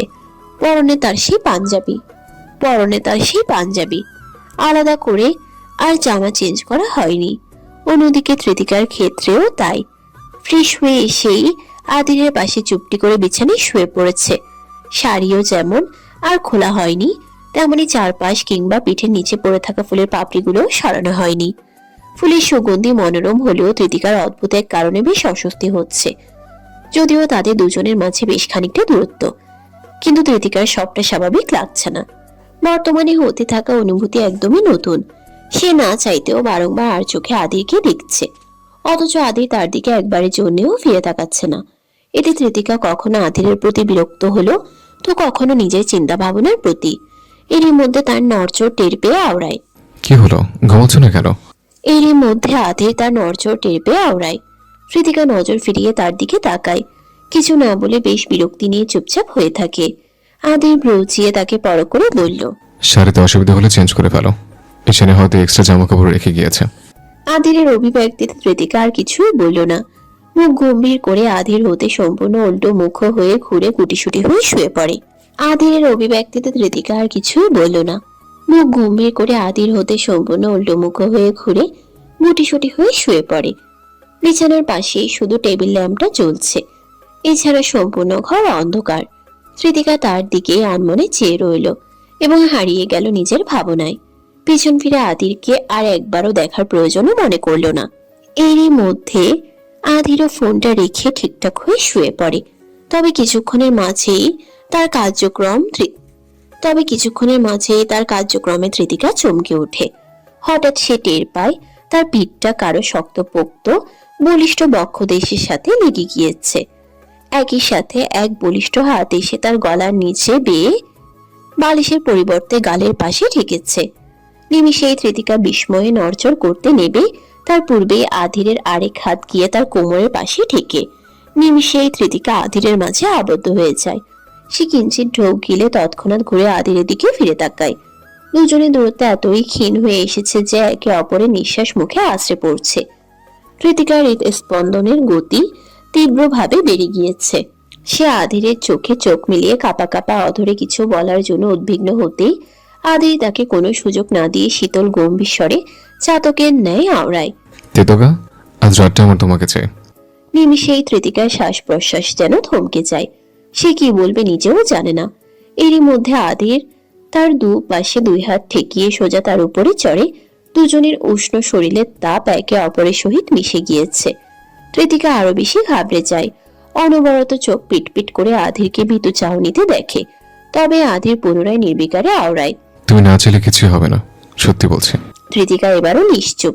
আধির তার সংলগ্নে মিশে আরো কিছু বলতে চেয়েও থেমে যায়। অকস্মাৎ কৃতিকাকে পুনরায় অবাক করে দিয়ে সে দূরে সরতে চাইলে কৃতিকা তা টের পেয়ে তৎক্ষণাৎ এক হাতে আধিরের বাহু চেপে ধরে আধির তার দিকে তাকিয়ে ভ্রু উঁচিয়ে আওড়ায়। এই পাকনি মেয়ে, সত্যি করে বলো, সামলাতে পারবে তো আমায়? কৃতিকা আবারও নিশ্চুপ। একই সাথে নিজের হাতে আঁকড়ে ধরা আধিরের বাহু সে ছেড়ে দেয়। অমনি আধির পুরোপুরি সরে আসতে নিয়ে বলে ওঠে, আচ্ছা ঠিক আছে, তাহলে না হয় থাক। এই বলে সেই কৃতিকা হতে সম্পূর্ণরূপে সরতে নিবে। ঠিক তৎক্ষণাৎ কৃতিকা শক্ত হাতে আধিরের পাঞ্জাবের কলার সহ বুকের অংশটা খিচে টেনে ধরে এবং আধিরের চোখে চোখ মিলিয়ে তীব্র সংকোচের সাথে আওড়ায়। পারবো আমি সামলাতে? শেষ। এবার আর আধিরকে ঠেকায় কে? সে কৃতিকার দিকে তাকিয়ে থাকা অবস্থায় আনমনে বিস্তৃত হেসে ফেলে, যেন মহামূল্যবান কিছু হাসিল করার অনুমতি সে পেয়ে গিয়েছে। কৃতিকা তাকে ভীতু নজরে অপলক দৃষ্টিতে তাকিয়ে দেখলেও এখন আর কিছুই করার নেই। আধির অকস্মাৎ শক্তভাবে আঁকড়ে ধরে কৃতিকার অরুণ অধরখানা। কৃতিকাকে আষ্টে পিষ্টে গভীর আবেশে জড়িয়ে ধরে সে। নিমিষেই কৃতিকা বন্দী হয় আধিরের তীব্র উন্মাদনায়। এত বছরের একাকিত্ব, অতৃপ্ত চাহনা সব ঘুচে যায় এক নিমিষেই। কেউ আর কাউকে ঠেকাতে পারে না। কোনো অসমতাও আর দুজনের মাঝে ন্যূনতম বাধা হয়ে দাঁড়ায় না। ভালোবাসার পরশে দুজনে হারিয়ে যায় তৃপ্তিময় এক জগতে। নিত্যদিনের অভ্যাসগত কারণে কৃতিকার ঘুমটা সকাল সকালই ভেঙে গেল, কিন্তু আড়মোড়া ভেঙে হুঁশ ফিরতেই নিজের অবস্থা নিয়ে বেশ সংকুচিত হলো। এমন সকাল তার সমগ্র জীবনের গল্পেই প্রথম। কোনো এক সুঠাম সুদর্শনের বাহুডোরে সে আবদ্ধ, যে ব্যক্তি তাকে নিজের সাথে সম্পূর্ণ আষ্টে পিষ্টে দৃঢ়ভাবে জড়িয়ে রেখেছে। কৃতিকা হালকা শ্বাস নিল। সাদা রেশমের চাদরের আদলে দুটো অস্তিত্ব নিজেদের ঢেকে রেখেছে। শরীরের প্রতিটি কোণ, প্রতিটি স্পন্দন এই একাত্ম অনুভূতিতে ভেসে উঠল তার। চোখ বুঝতেই ভাবনায় ধরা দেয় রাতের বিশেষ মুহূর্তগুলো। নিমিষেই কৃতিকা লজ্জায় লালচে রাঙা অনুভূতিতে রঙিন হয়ে ওঠে। বেশ ইতস্তত ভঙ্গিতে পুনরায় চোখ খুলতেই আধিরের ঘুমন্ত মুখের দিকে অপলকভাবে চেয়ে থাকে। এতটা কাছ থেকে এহেন নিষ্প্রভ চাহনিতে সে কখনোই আধিরকে দেখার সুযোগ পায়নি। বয়সের এই অসমতা, অভিজ্ঞতার এই গাঢ় পার্থক্য সবকিছুই যেন গুরুত্ব হারিয়েছে। আধিরের ভালোবাসার পরিমাণ এতটা মারাত্মক, এতটা তীব্র যে কৃতিকা অনুভব করলো তার ছোট্ট হৃদয়ও নিমিষেই ভেঙে পড়তে পারে। এই ভীষণ আবেগের ভারী ভালোবাসা, আকর্ষণ, ভীতি এই তিনটি একত্রিত হয়ে তার শরীর এবং মনকে সম্পূর্ণরূপে জয় করেছে। দীর্ঘ এক মুহূর্ত ধরে কৃতিকা চোখ বন্ধ করল। মনে মনে আত্মার গভীরে সেই শক্তি ও কোমলতার সমন্বয় অনুভব করে। আধিরের প্রতিটি নিঃশ্বাস, তার কোমল হাতে দৃঢ় স্পর্শ, সবকিছু এক অদ্ভুত চক্রে মিলেমিশে তার চেতনায় একাকার হয়ে রয়েছে। সে বেশ বুঝতে পারল এই সকাল, এই ঘর, এই স্পর্শ সবকিছু তার জীবনের পূর্বের সকালগুলিকে অমোঘভাবে অতিক্রম করে ফেলেছে। কৃতিকা আর একটুও সময় নষ্ট করে না। আধির ঘুম থেকে ওঠার আগে এখান থেকে পালাতে হবে। হ্যাঁ, পালাতেই হবে বটে। এক রাতের মধ্যে কি হতে কি হয়ে গেল এখনো ভাবতে নিলে কৃতিকা আশ্চর্যের ঘোরে হারিয়ে যায়। আর সকাল সকাল এহেন পরিস্থিতিতে সে কখনোই আধিরের মুখোমুখি হতে পারবে না। অন্তত কিছুটা সময় তো লাগবে পুরোপুরি স্বাভাবিক হতে। কৃতিকা তীব্র প্রচেষ্টা ও কৌশলে আধিরের দৃঢ় বন্ধন হতে নিজেকে মুক্ত করল। আশেপাশে তাকিয়ে দেখে ঘরের অবস্থা আর স্বাভাবিক নেই। গত রাতে চারপাশ ছিল নানান ফুলে সুসজ্জিত, আর এখন তা ছড়িয়ে ছিটিয়ে এলোমেলো বিতি বিচ্ছিরি হয়ে রয়েছে। আধির যে এত খচ্চর তা সে কল্পনাতেও ভাবেনি।